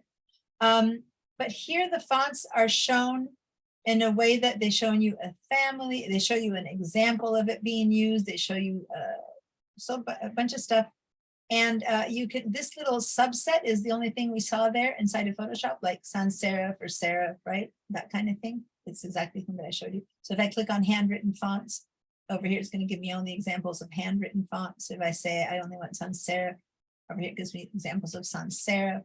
But then I have these kind of tags like funky sans serif, and then it gives me these choices, or funky scripts, right? And so it's a script, but it's a funky one, not a regular script. So there's like geometric, I guess they don't have a geometric script. You stumped us, that's good. Geometric sans serif. And then here it's giving you geometric sans serif or Art Deco, right? Etc.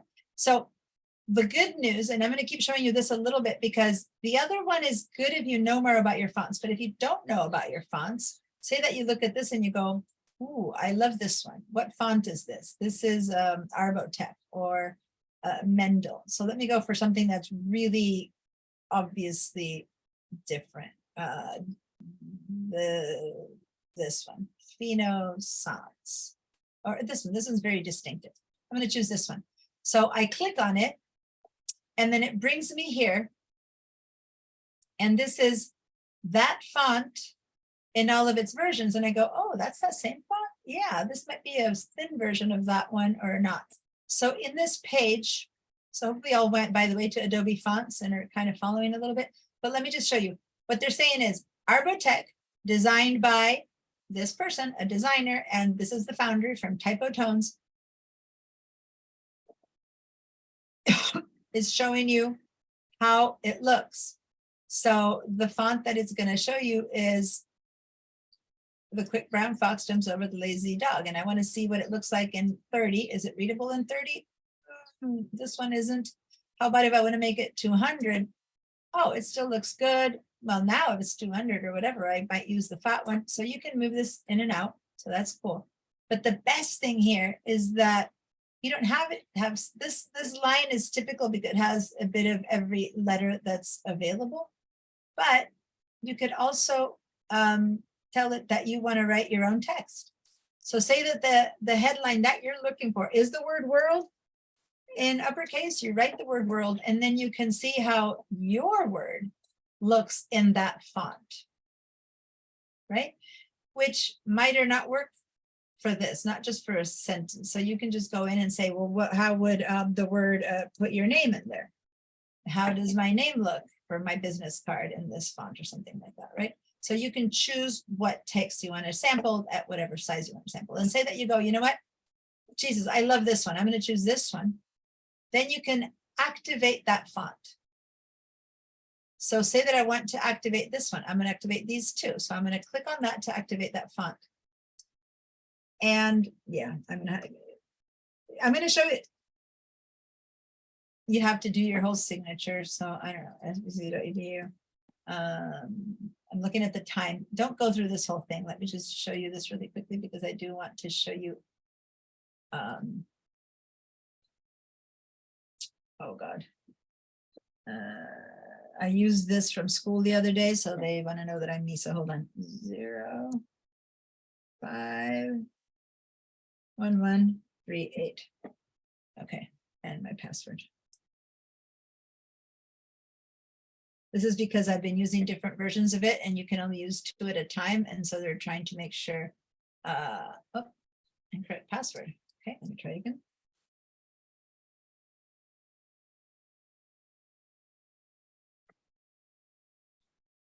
What? Pipeline.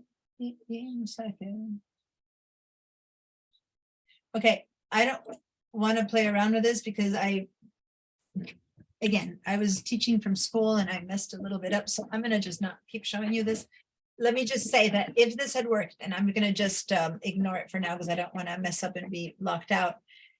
Then over here, you'd have a thing called filter by active fonts. Which one is it here? Show activated fonts. You'd click on this and you'd see any activated font. So this I have activated in the past are fonts that you would have brought from that page. Remember what I said, activate? So it would now show up here. This is a font that would normally not show up here, but I activated it. So that is an activated font from Adobe to get even more fonts. Now, if you're still in that Adobe page, play around with it later because I've only shown you the tip of the iceberg of what you can do to find fonts. But now let's stay inside of Illustrator. And now when I say find more, what I'm getting is, let me turn off activated fonts. When I say find more, I'm getting that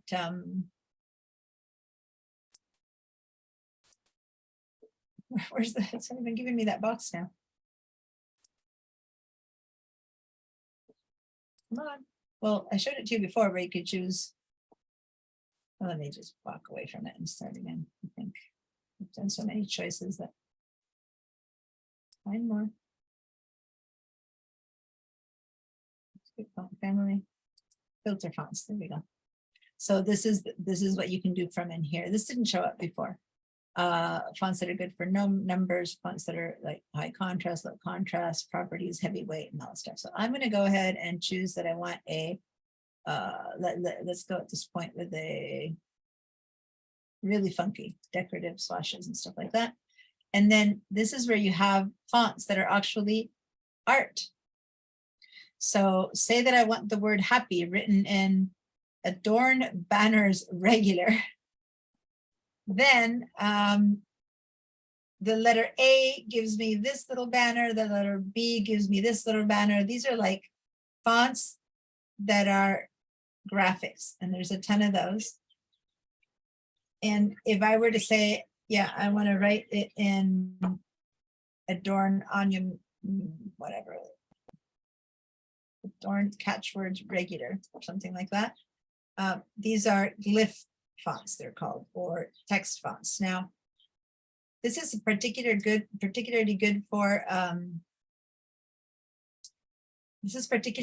for the internet, right? So if I do this, right, instead of having to put in a piece of art that shows me this funky thing, whatever one I choose, I can use text, and text is much tinier, much smaller in size and weight than a graphic.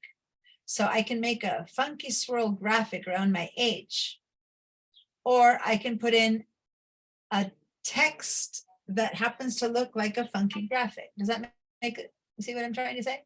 That already comes in graphic mode. Let me see a couple of others. There's the typical ones in the past were like Wingdings and stuff like that. Now there's a couple more, but they're up here. And so you're going to find a lot of those out there that you can buy that give you alternate types of art each time you type a letter. When you do that, in this case, when I try to activate it, it's telling me click to activate. So it's going to have me go back to activate it. I have to pull this down and activate this font. I'm going to say okay. And now it'll come down unless it asks me for my password again, which is a problem. No, it's been activated. Okay, so now I can use it. So now this was up there. It was way up in that page. I activated it from here. So how did I do that again? I chose it. And then you have to activate it by clicking on this little cloud, and it downloads. So now it worked. I've downloaded, activated the font called Adorn Catchwords. And the letter H gives me Mr. The letter A gives me with. See what I mean? Or P and P is giving me that. So it's not letters that you write, it's little bits and pieces of art. It's hard to explain, but this is something that's really good now for anything that has to do with web. So if I'm going to delete this and say I'm going to write the letter T, and what came out is that. I'm going to write the letter H, and what came out is from. See what I mean by it not being what you write? You're really activating with each letter a shape. The letter A gives me Mr. The letter S gives me something else. The DR, right? So instead of having to write this as art, I put the letter A, and that is making my font be really tiny, my file be really tiny instead of having art in it. Anyway, that's just funky, but it's a good way to go.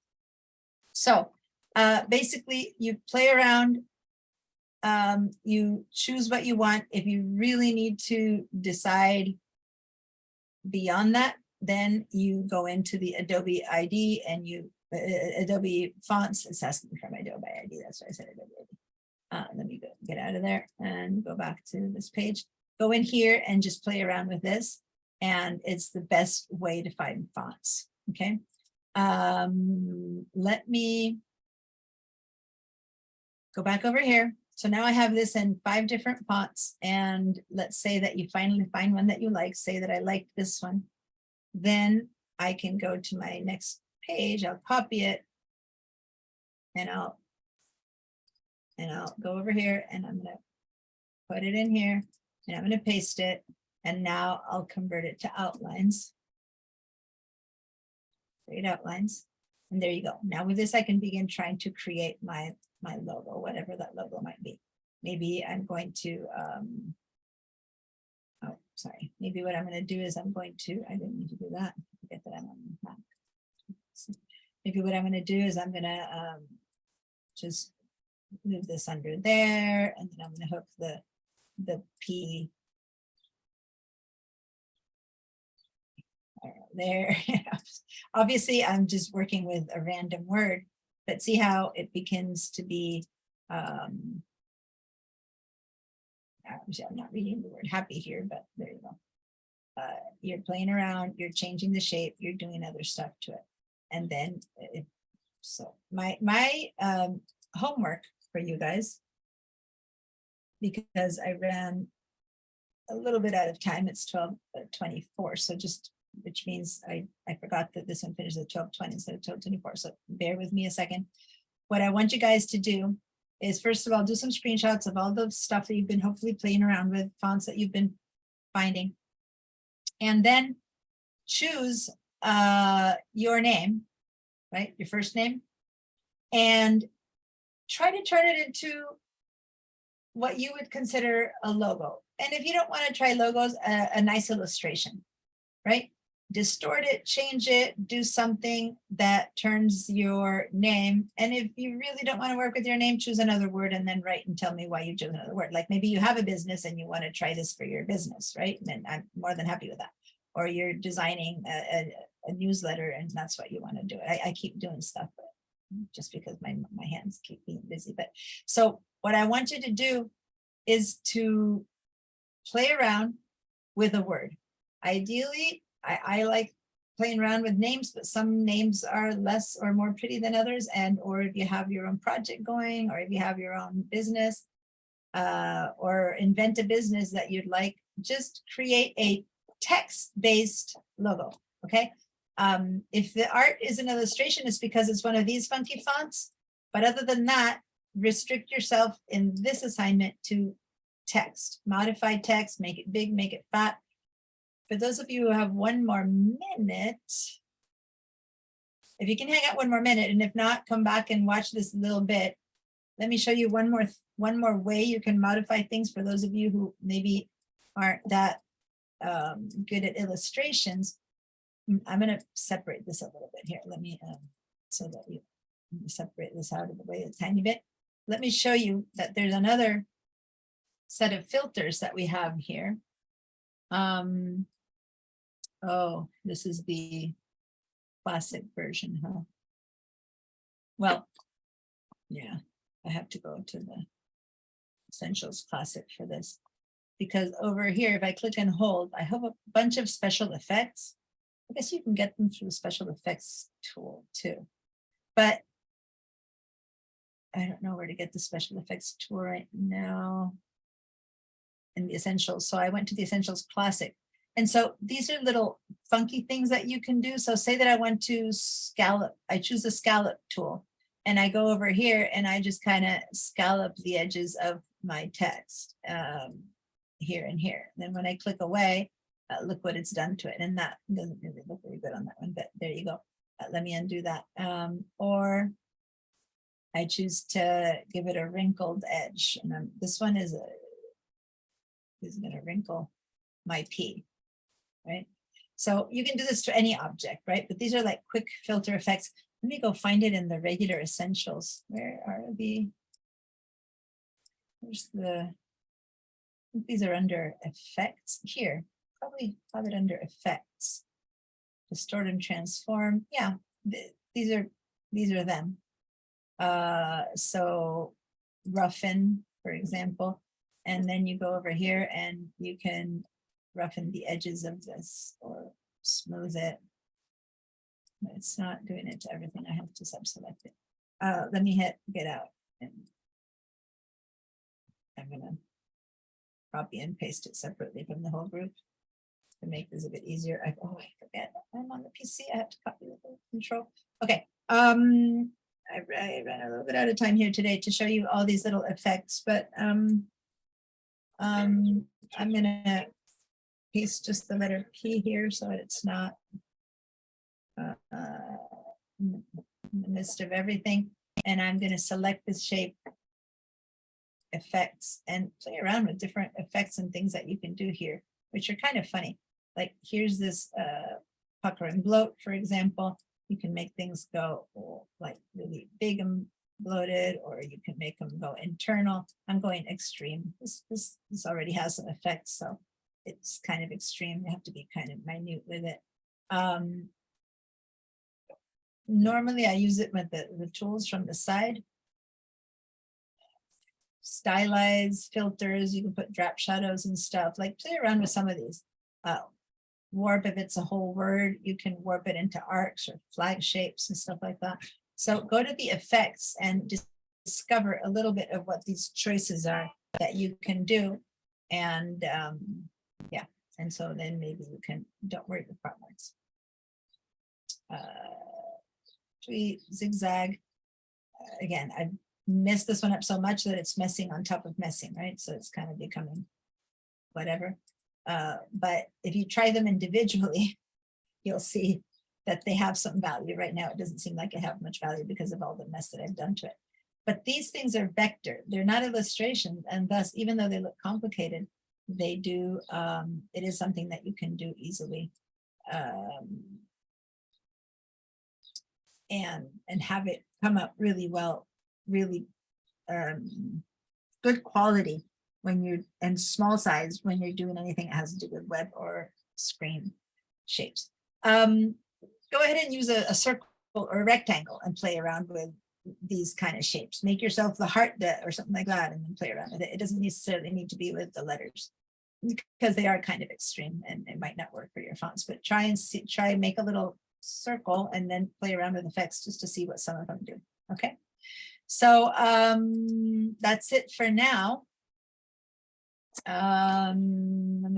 Let me head over here, and I see that some of you have already been posting, so that's kind of cool.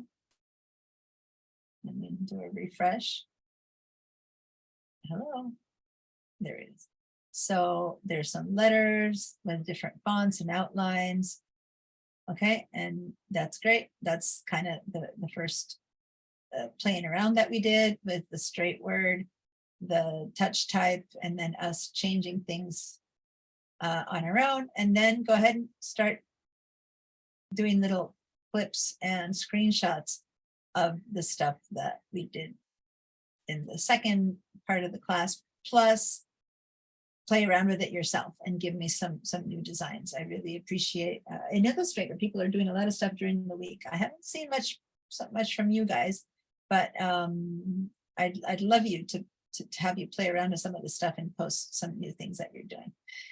And oh, there you go. Cool. Thank you, Cheyenne. All right.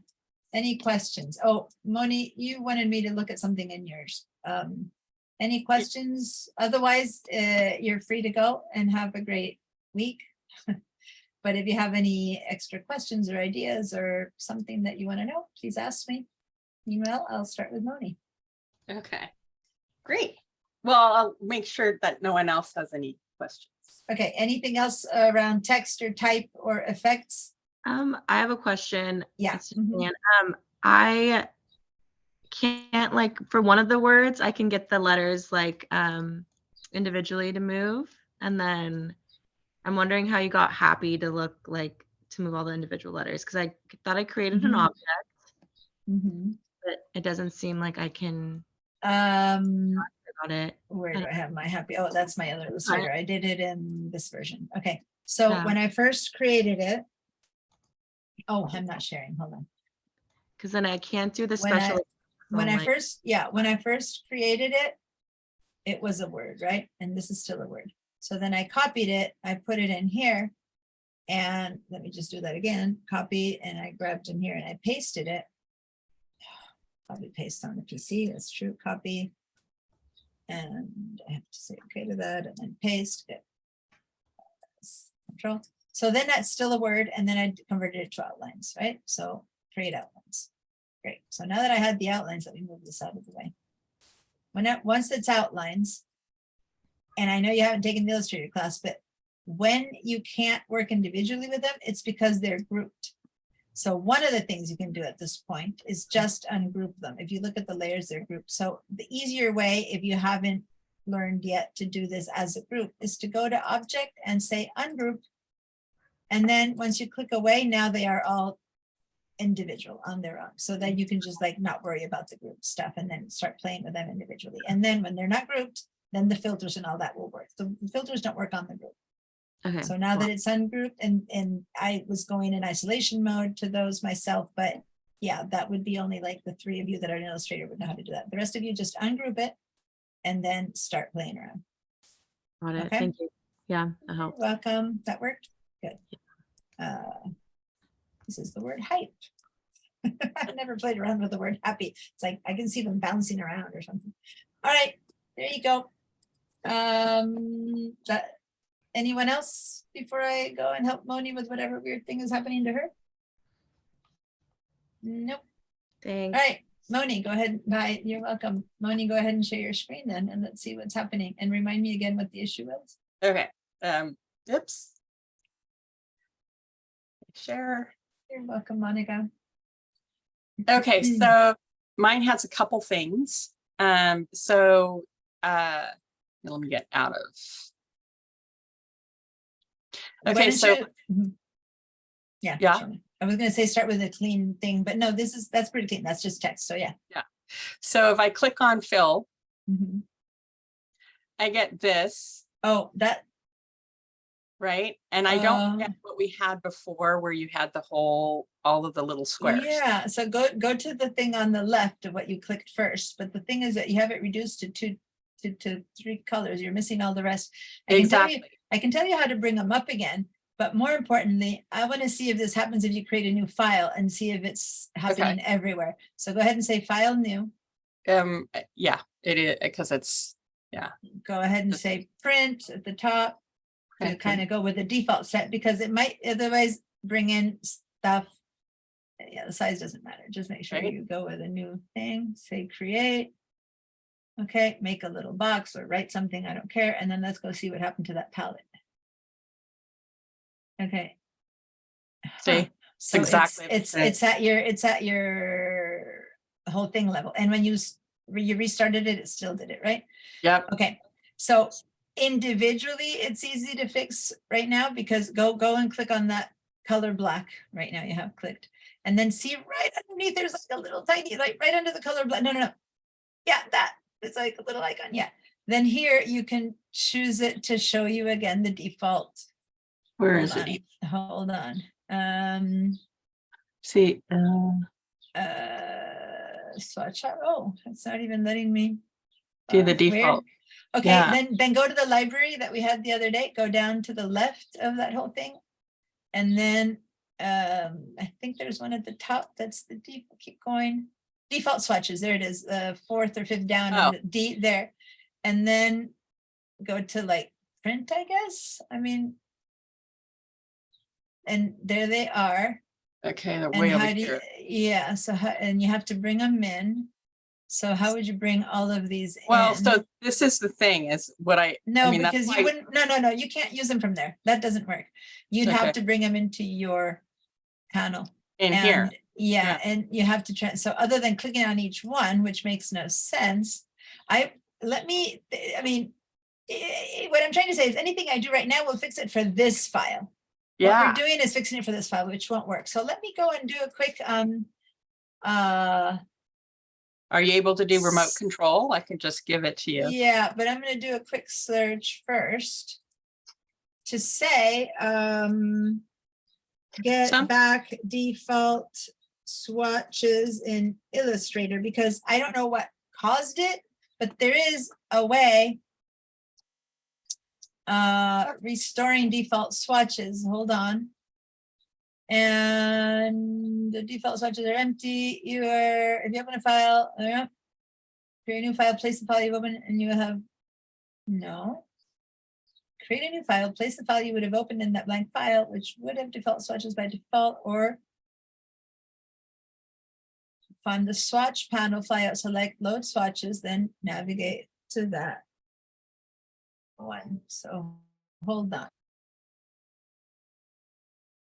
Here's a shortcut. Okay, let's see. Try what I'm about to say. Here's someone who has a system. Open the default swatches, CMYK, whatever you want. But when it says open the default swatches,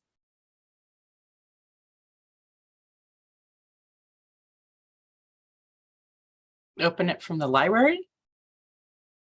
From the select load swatches, but you're not getting the chose to load swatches. Here, let me do remote control because I'm gonna try the things that they're saying and see if it works. Sometimes remote control works better than others. You might have to intervene to do shortcuts, for example. But anyway, now don't use your mouse. Yeah. I So put it here's away. my panel. Normally, this Yeah. new color group, show swatch kinds, add selected swatches from my libraries. So this is where, if you go to default swatches, you open them separately, which is what happened. But you Mhm. don't have the load swatches. Let's see if I can just go from here to load. Add to swatches. Okay, now let's see if that worked. Nope. So then if I select them all, I can, right? I'm selecting them all with a Okay. shift, click, and click, shift, click. Let's see if that add to swatches. Yeah. No, no. So then, I mean, I can double click on all of them and then I did add them, right? One by one, but that's not the point. But It has to be at file level. Do you have, let me look and see if you've changed the color mode. I mean, I No. must have done something. So I've said there's a file that I use for samples that has this too. But since it has all the colors I need, I never bothered to figure it out. Let me see. Okay, this is what Mac or PC. You're in a PC. I'm in a okay. PC. Yeah. PC. Okay, so let me go because that's the only thing that's different. Preferences are in the different spots. So let me go over here. I don't think this can be fixed from preferences, but let's give it a try because maybe you clicked on a shortcut or something that I'm changed. wondering. Yeah. I But did I something. doubt it. I don't think you handle swatches from here, but let me see. Performance, fire handling, appearance, devices, definition. Most user interface, but I don't think so. No. None of these. I know what all of these others do, and no. Could it be one of these generic ones? Show hide rulers, show screen.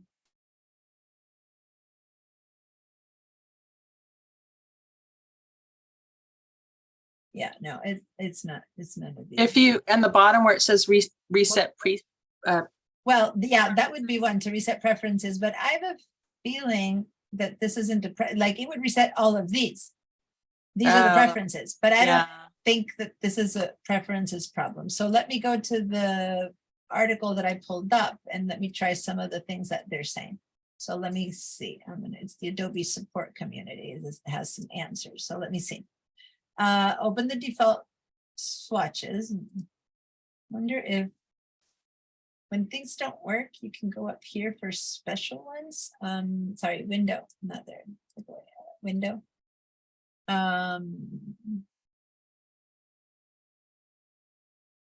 Open the swatches panel. Okay, it's the same one. And now it's there. How interesting. I'm going to close that. The swatches panel is there on swatches. There they are.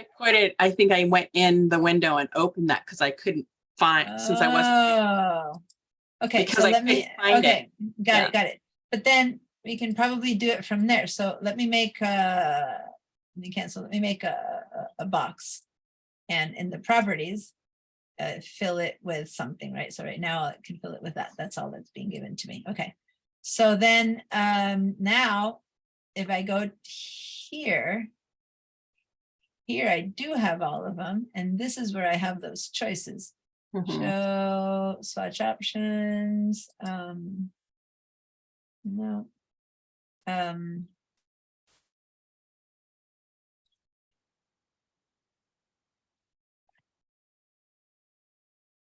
This is where you should be able to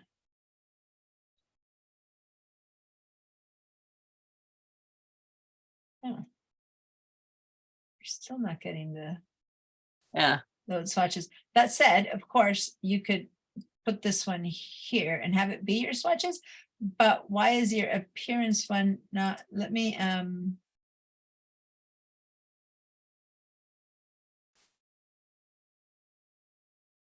you don't have anything preset in the gradients. No, that's not it. So, oh. It says, if you open a file and there's an image raster file, you would have default swatches. What you do instead of opening files is you create a new file, place the file you would have opened in the file would have swatches by default. No, that's not working. So let me try. New. Create. I'm going to create with, let me do a clean create. Let me go to web. Let me see something we haven't tried yet. And it's you see there's settings, it's a different color mode. Okay, let's cancel that. Let's say create. And you have them here again still, yes, but if I create something and fill it, nope. So this is Yeah. still there. I added a couple more because I brought them in by hand, you know, but still But it's they're not all happening. gradients. They're all gradients. Yeah. Every so, single one of them. I'm wondering if yesterday, but what's Yeah, I know. this? It happened yesterday. So I did something. It's like you replaced your Yeah. you replaced, let me see if there's a default swatches here, which is where you would have saved special swatches. Graphic action, save for website swatches, and our default swatches. Print. I'm gonna open. And it's giving me the same ones that we already did, but how do I transfer all of these? This is what I'm having a hard time. How do I transfer all of these into here, but also have it be systemic, not just, Yeah, right. not just individual, right?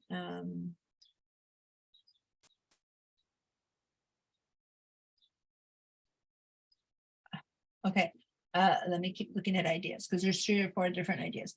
Open the default swatches, CMYK or what you want, click on the first swatch, then hold shift on the last swatch, click on the flyout menu and click on add to swatches. Well, yeah, that's what I'm trying to do. So that's exactly what they're telling me to do is exactly what I already tried. Let me try it one more time. Click, shift, click. Flyout menu is this one and add to swatches. Okay. Did that work? No, It's like that's the swatch thing. I mean, in the it appearance of this- worked in the swatches. It's just the Yeah. properties panel. You know what? It might be then something to reset, like all the preferences might be what you need to do. Yeah. Let's go and save the one you were working in to make sure that it saves. Right, I'm gonna make sure that this isn't a problem. And then let's close these. I'm in that mode. Let's close these and then not save these two. Wrong shortcut. There we go. Save, no. And save, no. And what you need to do is you need to close the program. Oh, on a Mac, you restart You have to do holding Shift Command Option D, but on the PC, I don't know the shortcut for the PC. So maybe you have to go over here, reset preferences. Maybe this is the only way. I think this might only reset preferences though. But let's just do it. Yeah, we'll do it, but Because I meaning, haven't really done anything. but you have to restart. We have to restart for this to work, but it's just Illustrator, not your whole computer. Yeah. Let's see if that fixes it. But if not, what I can do on the Mac is when I open the program, I hold down a set of 4 keys and it opens up clean as if it's never been used. So it's a reset preferences. Let me see if that is what happened here.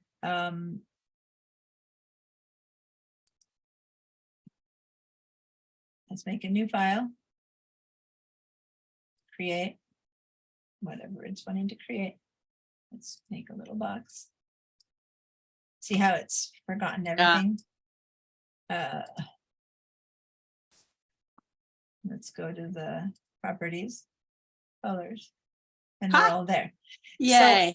Okay. really I can't understand. And many times when you have some real good preferences saved, you don't want to clean everything up. But what preference would it have been?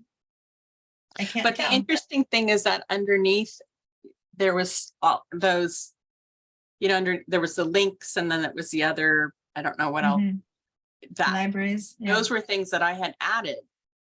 So it cleaned Yeah. up. But I'm glad that at No, least- I mean, what I see, the properties panel is relatively new. Mm, I always use the Essentials Classic where you chose everything from the swatches, like the swatches pop-out box, like you had it. The fact that the properties panel was something showing you different, that's the one I Yeah. don't know how to fix because that's relatively, why wouldn't they have been in sync? I Yeah. don't know. So it's a guessing game. I'll research a bit more, but yeah. well, I reset obviously everything. I hit something. I did some kind Yeah, of but weird. I wish I knew what combination it of was, keys, but so, yeah. I wish what it But knows. thank you. You're welcome. And Okay. when we did the new document, it fixed the capitalization.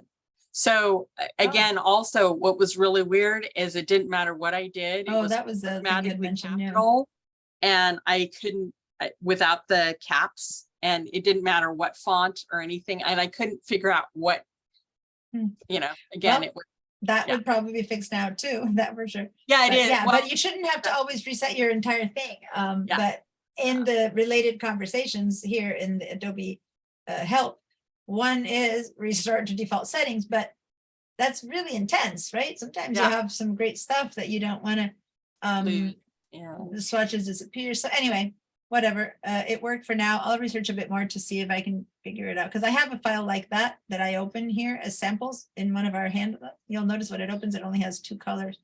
So I'd like to know why would that file have that and the rest not? Okay, So question, let's say you created something and had your, you know, your own palette, your Mhm. swatches. Mhm. And then another time you open up and there was this problem and you had to reset. If you open up that old document, it should have that. no, it depends. If you save it in your libraries, that would still work. Libraries Oh. doesn't recreate. Or if you create a library, that same place where we open like Renaissance, at the very bottom, you can create your own. Okay, And you select the colors that you chose, create your own, and you call it, I don't know, logo colors. yeah. And then that saves on the computer, not in the program. Okay. That place where I went in your files to find swatches folders, that's where it would save. So then next time you open that file, you go and load them from the user defined swatches called my logo, and they'll come Okay. in. It's separate from the actual application. So that would stay either in the libraries or in the cloud libraries or in the user defined libraries. That would still stay. So that's not an issue. You wouldn't lose that. So if I had a separate document and I open it back up, I had an issue with my properties. I open that document, let's say logo. Hold on. Yeah. Look at someone writing swatches panel disappears every time I use a gradient swatch. How to recover it? That seems to be what happened to you. Mhm. That's Because I exactly. have the gradients instead of the color swatches. How do I switch back and forth? How funny.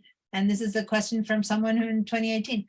One of the icons at the bottom of your swatches panel allows you to set to what kind of swatch it displays. Maybe you have only show gradients. Well, no, Yeah, it says one of the buttons. We tried them all. yeah. That's it. That's exactly what happened. It's this when is we were from a doing different gradients. Mhm. Yeah, Yeah, so it's just your problem, but you didn't have a button that would have restored it. So anyway, it yeah. was just funny because I saw the exact question or your exact problem. Yeah. Anyway, why does my color swatches disappear randomly? When you open a pixel image or PDS or EPS, they disappear. Yeah, but if you didn't, which you didn't, and it's telling it to add library, everything I did. Yeah. So all the answers are basically everything that we tried. Hit new swatch, click OK, missing swatches appears in the, Yeah. you disappear. Okay, so all the things that I tried. So basically, yeah, if I'm not seeing any answer that we didn't try. So yeah, restore. glitches happen. That's all I can Yeah. say. Okay, Um, well, I- I'm glad it wasn't me because I kept trying. I'm going, what am I missing? And so at least thank you for You're welcome. getting me back. Take care. I'm curious. I want to know because I learn things when things happen. And if it didn't happen to me, I learned it because it happened to someone else. But in this case, everything I knew to do is what they're telling me to do. So, okay, restructure. Yeah. All right. Thank you. Have a good weekend. You're welcome. You too. Bye. Bye.